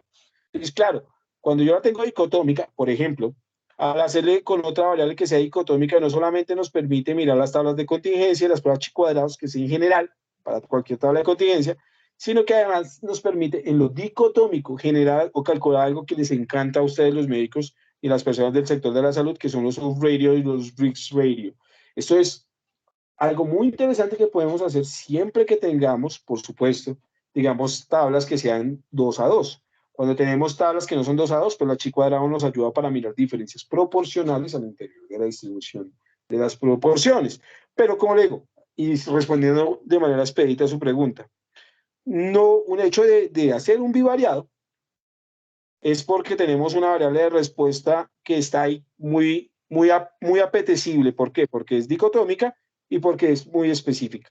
Pero si yo no tuviera una variable de respuesta o tuviera muchos datos o tuviera muy pocos datos, pues tenemos que elevar la apuesta hacia unos multivariados. O sencillamente si yo Jaime, quisiera mirar interacciones. Señor. y hay otra pregunta del doctor Martínez, la voy a leer. Sí, señor. Si para este caso el peso al nacer fuera no normal, Sí. hipoglicemia tuviera una distribución normal, ¿la prueba seguiría siendo el Wilcoxon? Bueno, hipoglicemia es la que permite mirarlo. Ya uno siempre le suele mirar entonces diferencias. Entonces, cuando uno le hace una garantía de supuestos o cuando uno mira una condición de supuestos al investigador, uno suele mirar tres cosas, Doc. La primera es la normalidad general, la segunda es la distribución normal para los que sí tienen hipoglicemia y los que no tienen hipoglicemia, y como tercer lugar, la normalidad de la diferencia de medidas de los que tienen hipoglicemia y los que no tienen hipoglicemia, pero eso son pruebas pareadas. Entonces, habitualmente cuando nosotros no tenemos pruebas pareadas, o sea, un pre-post, entonces lo que hacemos es mirar de la normalidad de los que tienen hipoglicemia y la normalidad de los que no tienen hipoglicemia. Si alguno de los dos factores no tiene normalidad, preferimos utilizar una prueba no paramétrica, en este caso una Wilcoxon. Utilizamos una normal, sí, solo sí, digamos, o sea, la normalidad se garantiza dentro de las dos categorías que tienen la hipoglicemia, es decir, los que tienen hipoglicemia y los que no tienen hipoglicemia.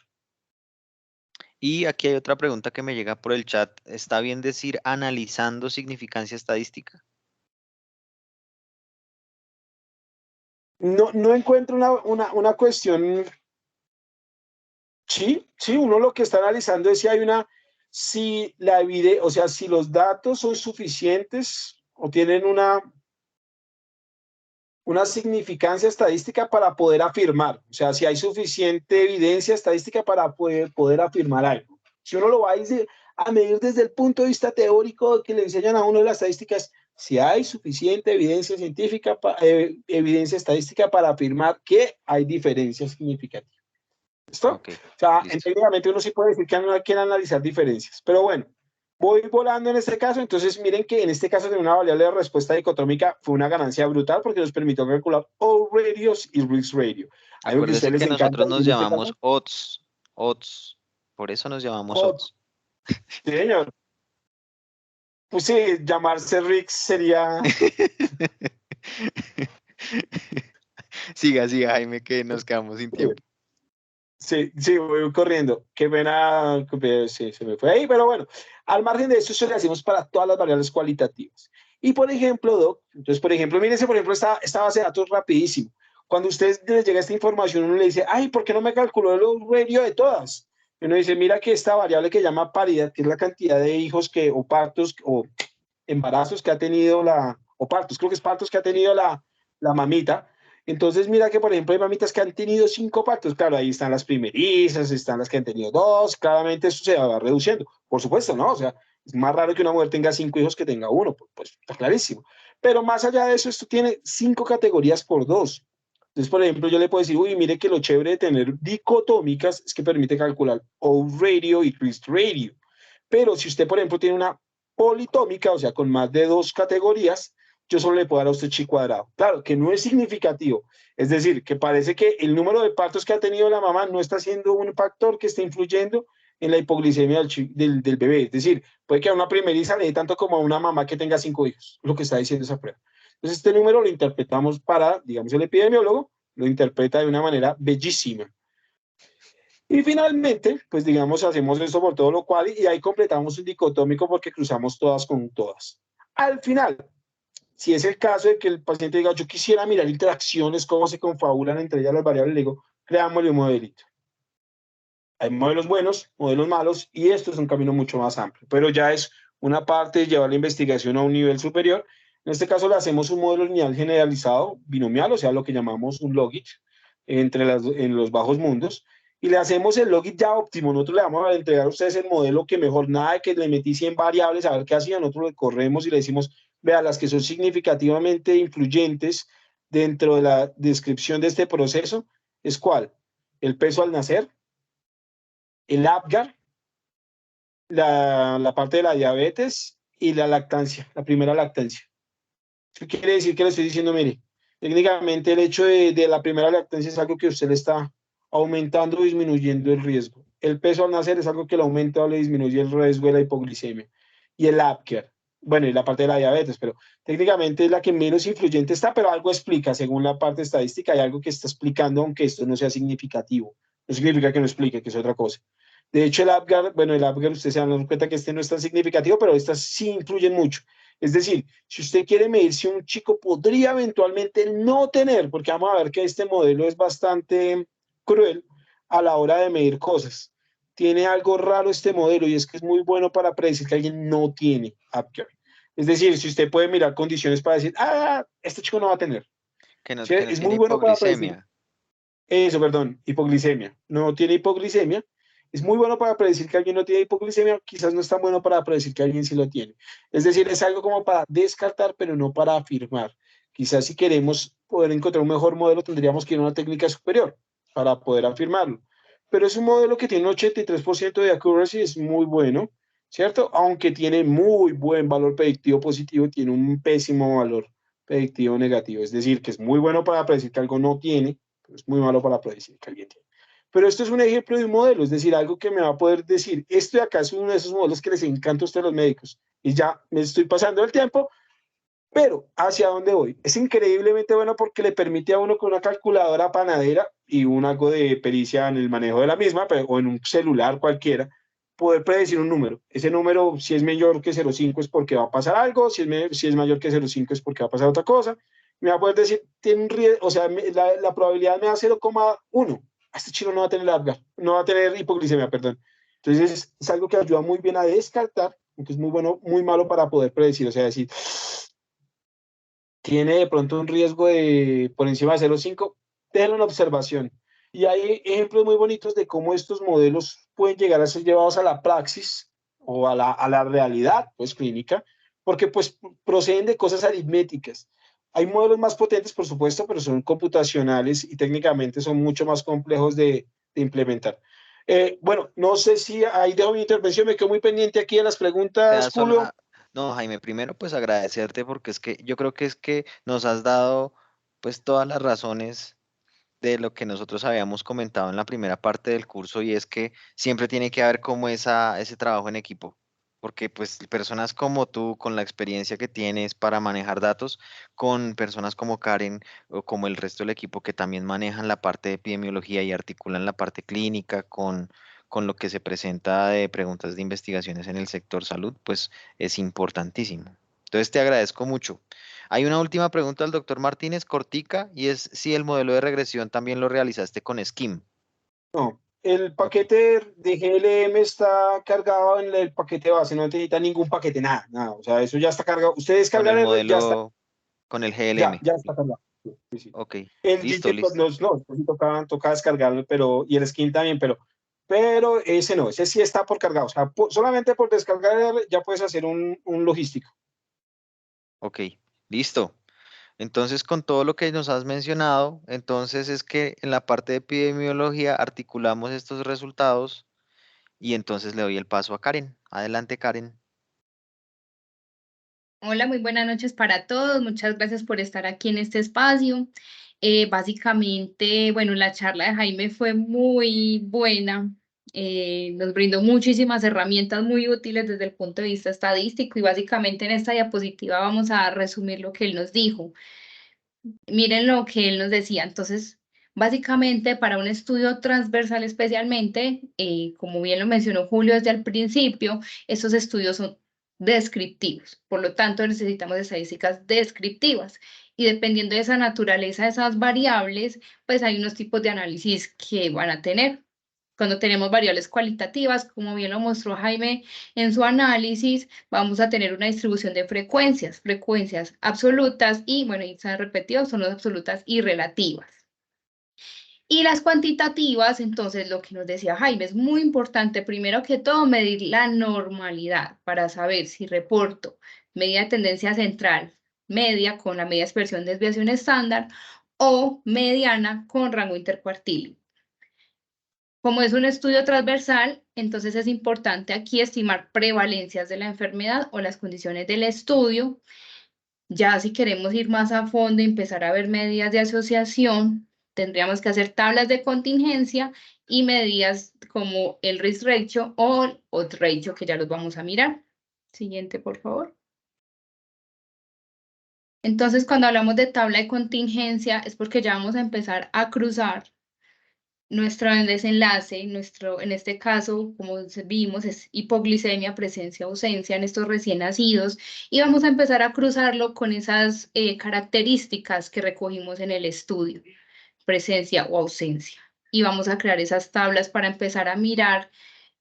Digamos que hay 4 categorías muy importantes. Vamos a empezar a mirar enfermos con la exposición, con el factor. Enfermos sin el factor, sanos con el factor y sanos sin el factor. Y esos 4 elementos lo necesitamos, que es lo que está reflejado ahí como A, B, C y D, para poder calcular las medidas de asociación que están en la siguiente diapositiva, por favor. Que son estas, el riesgo relativo y el odds ratio. El riesgo relativo realmente no es la medida recomendada para un estudio transversal, es recomendada especialmente para estudios de cohortes, pero traemos aquí la interpretación porque tiende de pronto a ser muy similar a la del odds ratio. El riesgo relativo realmente es que de todas formas la diferencia entre ellos empieza desde la fórmula. El riesgo relativo que nos mide, enfermos expuestos sobre enfermos no expuestos. ¿Y qué nos está diciendo? ¿Cuántas veces es más probable que una persona que tiene ese factor que estoy evaluando tiene la enfermedad respecto a los que no tienen ese factor, expuestos versus no expuestos? Pero esto es para estudios de cohorte. Para estos estudios transversales es indicado el odds ratio. Y el odds ratio también lo podemos poner en estudios de casos y controles. El odds ratio la fórmula es más compleja, pues como su nombre lo dice, es un ratio, una razón. Entonces tenemos en el numerador las personas que son enfermas, expuestas y sobre las no expuestas, y en el denominador tenemos sanos, expuestos y no expuestos. Es un poco más compleja. Y su interpretación es exceso o efecto de la probabilidad. Realmente odds puede traducir esa probabilidad, ventaja, que tienen los sujetos que tienen el factor que estamos evaluando, que lo tienen presente, de tener la enfermedad, versus las personas que no tienen ese factor. Pero ya vamos a empezar a desglosar esto un poquito con los datos que hemos venido trabajando en este ejercicio. Ventajas de los estudios de corte transversal. Son rápidos para recoger información. Como bien lo explicó Julio al principio, son estudios que recogen información en un solo momento, no necesitamos hacer seguimientos a los pacientes, por lo tanto son menos costosos que otros estudios que sí requieren seguimiento de pacientes.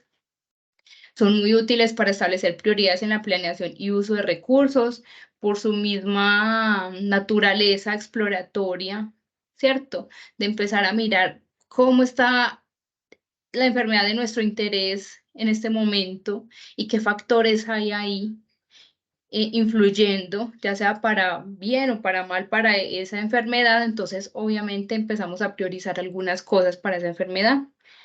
Son útiles para determinar asociaciones entre variables y generar hipótesis. Retomemos lo que vimos ahorita. Estos son estudios que podríamos llamarlos exploratorios y sirven para generar hipótesis que se desarrollen con estudios de mejor calidad, como casos y controles, cohortes y, por qué no, un ensayo clínico. Y es útil para detectar casos habituales. Siguiente, por favor. Como desventajas, la más grande es que no podemos establecer causalidad, porque como vimos, la recolección de datos del evento y de los factores ocurren en el mismo tiempo. No estamos haciendo un seguimiento de qué pasa primero, si el evento, si el factor de riesgo, si se asocian o no, pasan en un mismo momento, entonces no permite establecer esa relación causa-efecto o efecto-causa. En condiciones fatales solo permite identificar a los sobrevivientes, pues cuando vamos, es que normalmente un estudio transversal, se ha dicho muy vulgarmente, es tomar una foto de la población, ¿cierto? Entonces, si yo voy a una población, pero resulta que ya hay personas fallecidas por ese evento, pues yo no los voy a captar. Diferente a cuando hago un estudio de seguimiento, que yo inicio con 20 personas y durante el seguimiento me doy cuenta que se me murieron 5, ¿cierto? Ahí sí me doy cuenta de esas condiciones fatales. Poca utilidad en casos de rara ocurrencia. Pues si yo me voy a una población, hago un muestreo, pero resulta que el muestreo me indicó que debía recolectar la información de 500 personas. Pero como es un evento de rara ocurrencia, resulta que de esas 500 ninguna tenía el evento, ¿cierto? Entonces aquí no sería indicado este tipo de estudios. Poca utilidad en enfermedades de corta duración. muy parecido a lo anterior, pues si yo llego a una población con mi muestreo, pues resulta que los que tenían la enfermedad pues ya pasaron por ella y ya ahora los estoy captando es como sanos. Eso también hay que tenerlo muy en cuenta, la misma dinámica de la enfermedad. Y no permite predecir eventos futuros. Para esto pues tenemos otros tipos de estudios que sí nos permiten hacer esto. Bueno, entonces aquí quiero como sentarme ya desde la epidemiología, o sea, ustedes vieron, es el investigador recolecta su información, la convierte en base de datos, el estadístico, miren el aporte tan grande que nos hace, pero entonces listo.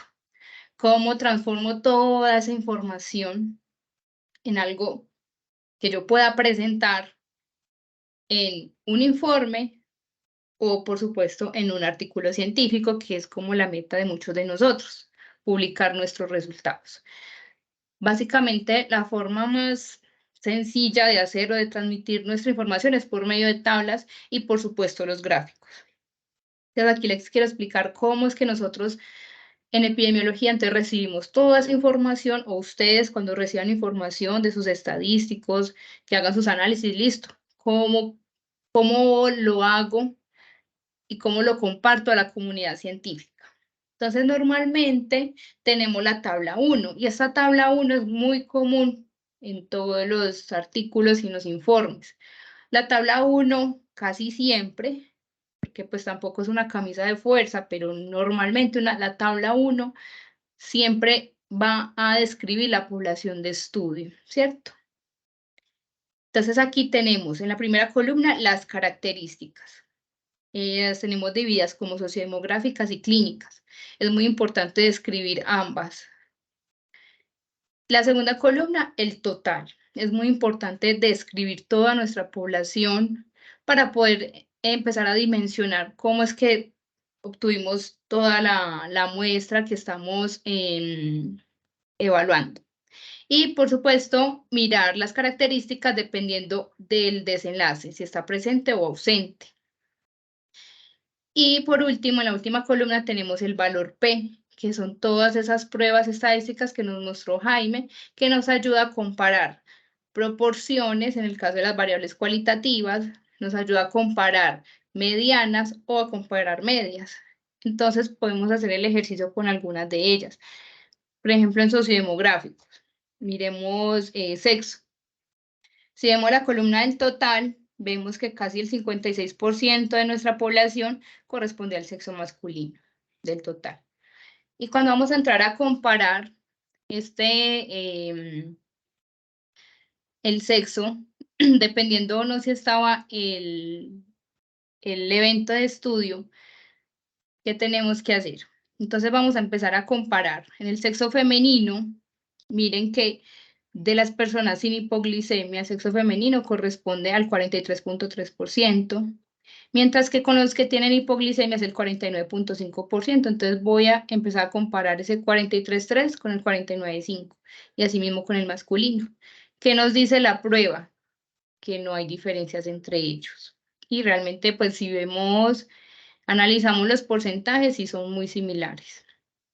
Podemos ver una, de hecho Jaime nos la presentó cuando hizo su explicación, el peso al nacer en gramos.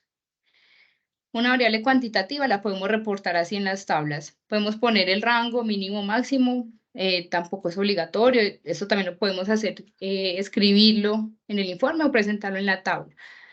Vemos que toda nuestra población se compuso desde 1.800 gramos a 4.260.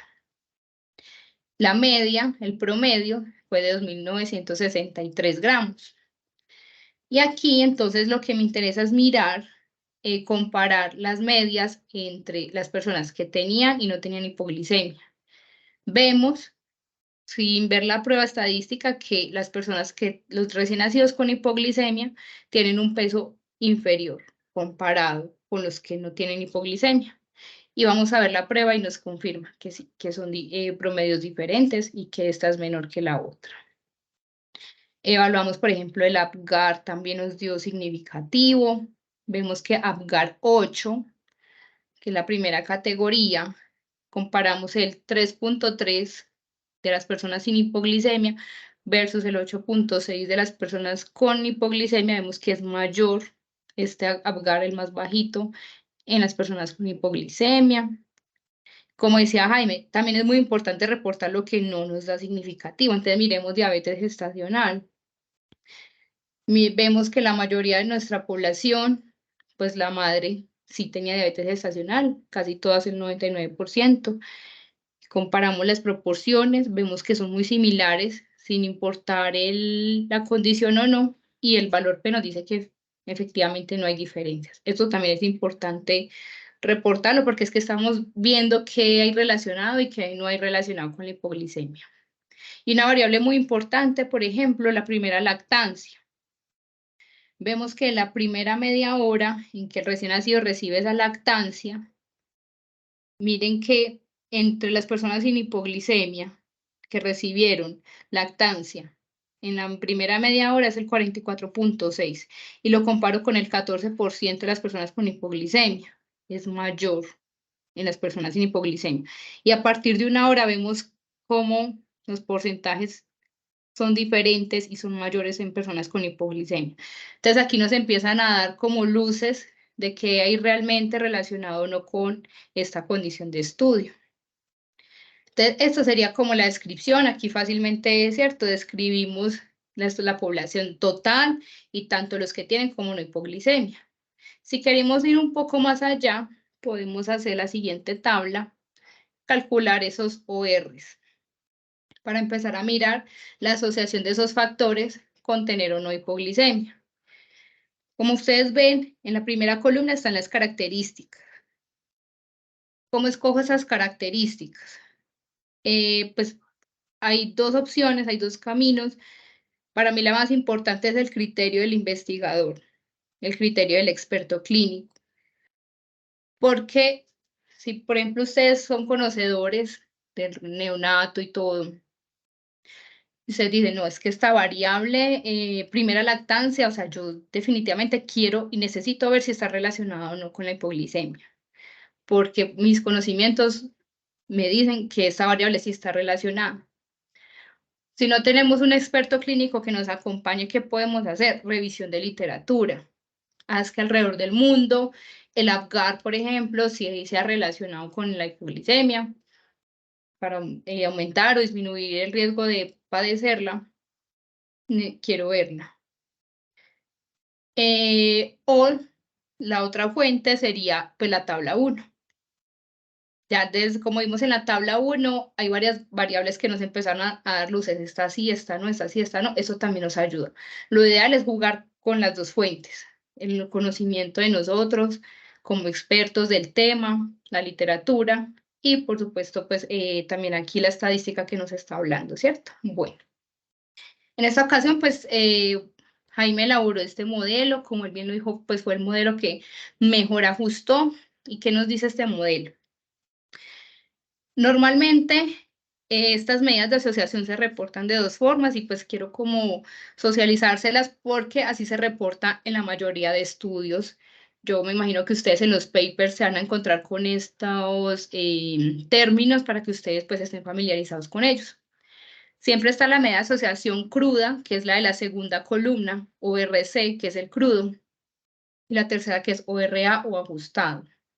¿Qué significa esto? Cuando decimos crudo, porque puede ser o el OR, o el RR, u otras medidas como el HR o RPs, el crudo significa bivariado, que eso también se reporta mucho así en los papers. Medidas bivariadas o crudas. ¿Qué quiere decir eso? Que yo solamente crucé, por ejemplo, peso al nacer con hipoglicemia y no crucé nada más. Primera lactancia con hipoglicemia y nada más. Bivariado, dos variables, ¿cierto?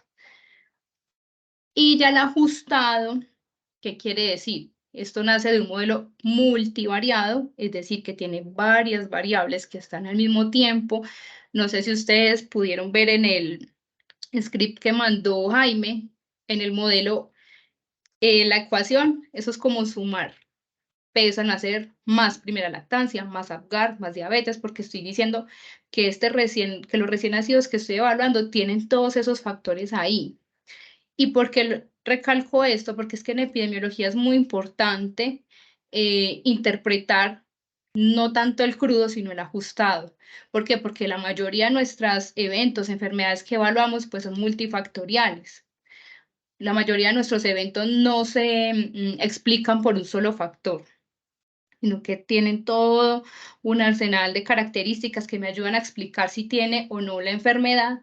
Por eso es más importante interpretar los ajustados o el multivariado que el crudo, porque estoy asumiendo que la persona, aparte de tener un peso al nacer que va a decir si nos va a ayudar a asociarse con la hipoglicemia, pues ese primer nacido también tiene una primera lactancia, tiene un puntaje Apgar, tiene unas características de la madre.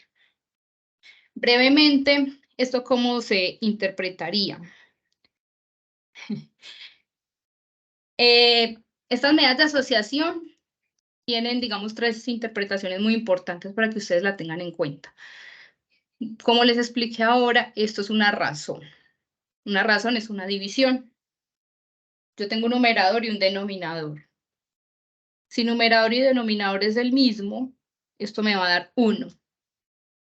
Cuando un OR, o la medida que ustedes estén viendo, les da 1, quiere decir que no hay asociación. Numerador y denominador son el mismo.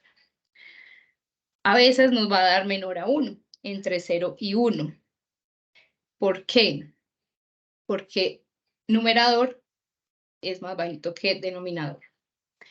Y usualmente, y esto depende mucho de cómo planteemos el desenlace, normalmente en epidemiología el desenlace siempre es enfermo sano, normalmente, pero dependiendo de cómo lo planteemos, podemos interpretarlo como un factor protector para ese evento.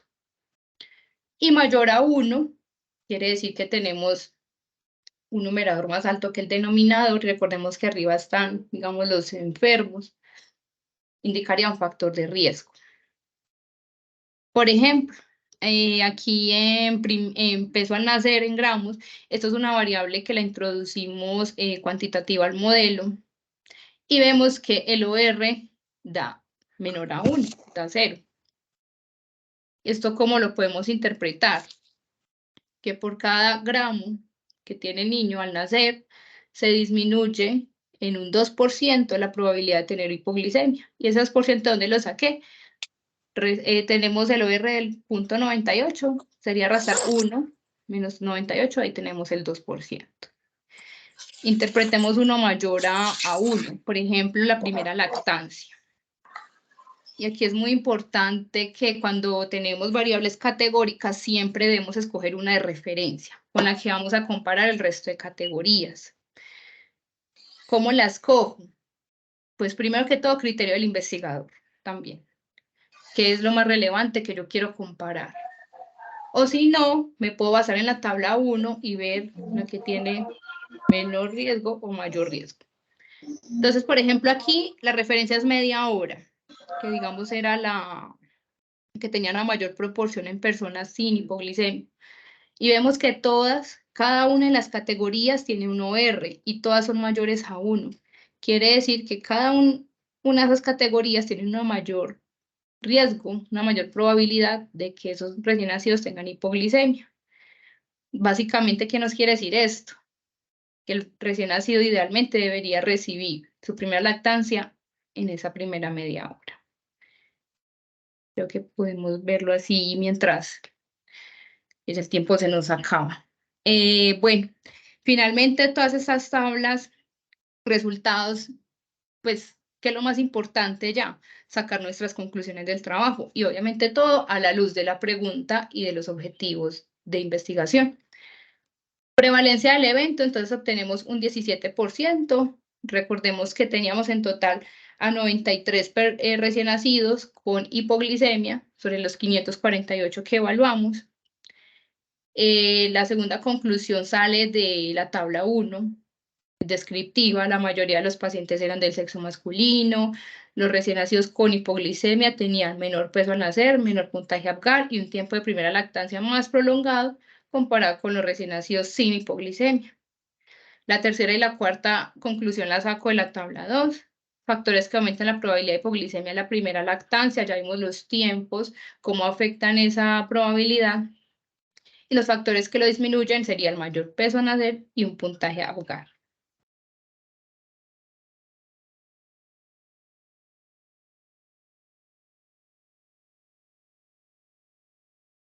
Yo creo que Karen, nos has hecho un análisis epidemiológico muy, muy completo. Creo que a lo largo de toda la charla, desde la primera fase, desde la concepción del trabajo hasta esta que tú ya nos mencionas, las conclusiones, la prevalencia, los factores asociados, pues creo que llegamos a conclusiones muy importantes. Una, y es que tenemos que ser muy ordenados. Dos, que tenemos que tener en cuenta todas estas fases. Tres, que tenemos que tener un equipo interdisciplinario que que nos apoye, no solamente el experto en la materia, sino la parte estadística, la parte epidemiológica y el resto del grupo de investigación que nos ayuda a sacar las conclusiones. Cinco, lo que mencionó Jaime, pues todos los programas estadísticos que hay disponibles. Nosotros recomendamos mucho los gratuitos porque son los que además están siendo más completos. eh, todas las alternativas, como podemos, entre comillas, jugar, como a veces con Jaime nos ponemos a hablar, y es cómo desde la parte estadística y epidemiológica podemos jugar con los datos que tenemos, la calidad de los datos, para también sacar conclusiones interesantes de nuestros trabajos de investigación y no solamente quedarnos con lo básico, y articular muy bien estos resultados estadísticos para, como tú nos has mencionado, sacar los mejores análisis epidemiológicos que nos ayuden a concluir, a concluir nuestro trabajo y también a sacar conclusiones importantes para nuestros pacientes y para compartir con nuestros colegas. Que es al final el fin último de toda la investigación en salud. Nosotros, pues, de parte de Odds Epidemiology, pues a todos les agradecemos muchísimo. El comentario final es, uno, la investigación en salud busca mejorar la generación de conocimientos de calidad impecable. Obviamente siempre tratamos de llevar a a la perfección las cosas, pero nada es perfecto, todo es estadístico, todo es probabilístico, todo es epidemiológico, y por más de que queramos hacerlo impecable, también hay que mirar eh, cómo sacamos adelante nuestros proyectos. La perfección también es enemiga de lo bueno, entonces siempre tratamos de sacar los proyectos de la mejor forma, y todo para mejorar la vida de todos nosotros, de la comunidad en la que vivimos. Y dos, que la calidad de la información obtenida depende estrictamente de la calidad de cada uno de los pasos. Entre más seamos rigurosos en nuestros pasos desde el 1 hasta el 5, pues vamos a tener un éxito impresionante en nuestras investigaciones, y no nos queda de otra sino pues motivarlos a que sigan adelante en este camino de investigación en salud. Todos sabemos desde nuestras diferentes perspectivas los retos que tenemos, las oportunidades que tenemos, pero bueno, estamos para apoyarlos en lo que necesiten. Jaime, Karen, muchísimas gracias.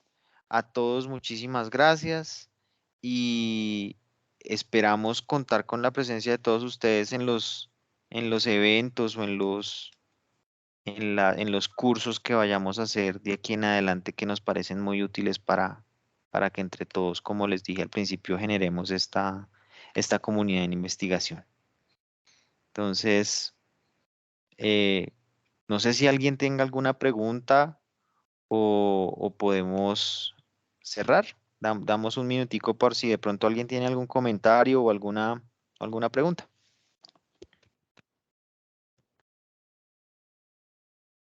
Buenas noches. El Ay, doc- qué pena. sí, Yo quería hacer una última pregunta. Em, en ese último análisis, el OR mayor asociado a hipoglicemia dentro de la división del inicio de la lactancia en horas, el mayor fue a las 2 horas. Eso digamos que es curioso, ¿no? Porque uno esperaría que fuese mayor mientras más horas pasaran. Entonces, mi pregunta era, ¿cómo podría pensar uno en justificar un poco esta situación, pensándolo de pronto dentro de la distribución de los datos que tuve inicialmente, o quizás habrá alguna explicación clínica para esto?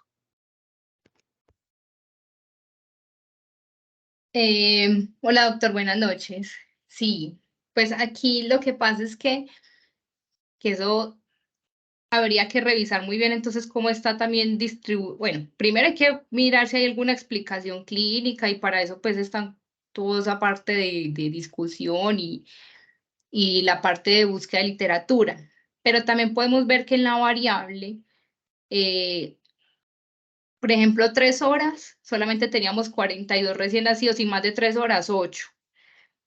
Yo pensaría que aquí con este tipo de variables que tienen tantas categorías, lo ideal sería empezar como a resumirlas más, porque es que entre más categorías, digamos, cada categoría empieza a desmenuzarse más y son variables más difíciles de manejar. Entonces aquí podríamos empezar a planear y a pensar en unir algunas categorías. Entonces ya no sería 2 horas, 3 horas o más de 3 horas, sino que las resumimos todas en más de 2 horas.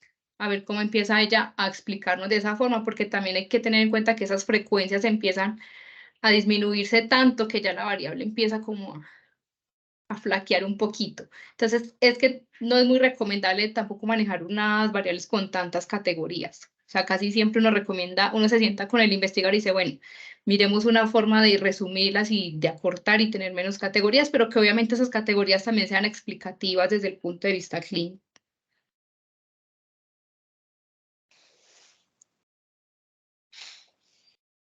La otra posibilidad es que si esto sugiere que hay algo ahí, ¿cierto? O sea, lo que pasa es que el tamaño de la muestra, como bien mencionó la doctora Karen, no es suficiente para poder dar una cuestión con cierta confianza, ¿cierto? Porque en efecto como que dijo que al cabo de una hora aumentó un montón el OR y después como que baja un poquito porque al bajar la cantidad de datos, pues pierde significancia estadística.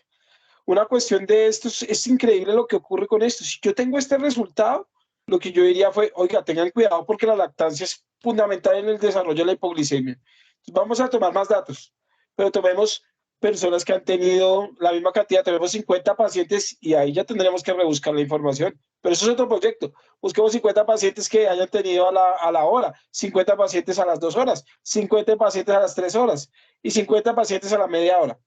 ¿Qué me garantiza? El tener la misma cantidad me va a evitar que el tamaño sea un sesgo, ¿cierto? Eso se llama un diseño experimental y va a ayudar que minimizando las unidades experimentales podamos optimizar la cantidad estadística de información. Y eso es fundamental. Pero sería un Exacto. estudio posterior, que sería Lo que interesantísimo de dice hacer. Jaime es muy importante y precisamente ahí está también el mensaje, lo que queríamos decir con un estudio transversal. Miren que ahí nos quedaron muchas hipótesis que ahí mismo Jaime está diciendo, no, es que tenemos que hacer un estudio mejor estructurado para empezar a mirar, que inevitablemente este transversal nos está diciendo, o sea, tienes que incluir sí o sí la variable lactancia en tu próximo estudio, porque ya vimos que sí está asociada, pero esa es la naturaleza del estudio transversal. Nos deja un montón de hipótesis para poder desarrollarlas en otros estudios. Súper, súper, sí. De acuerdo con ustedes. Bueno.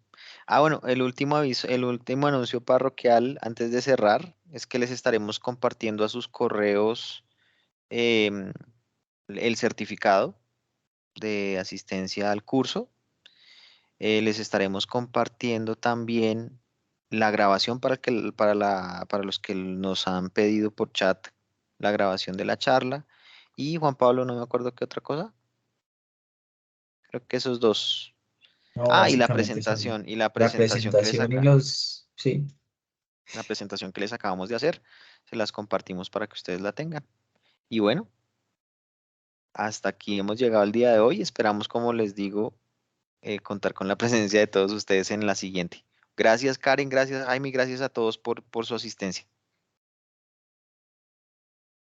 Chao, Gracias. chao. Cuídense mucho. Chao. Muchísimas gracias. Gracias, buenas noches.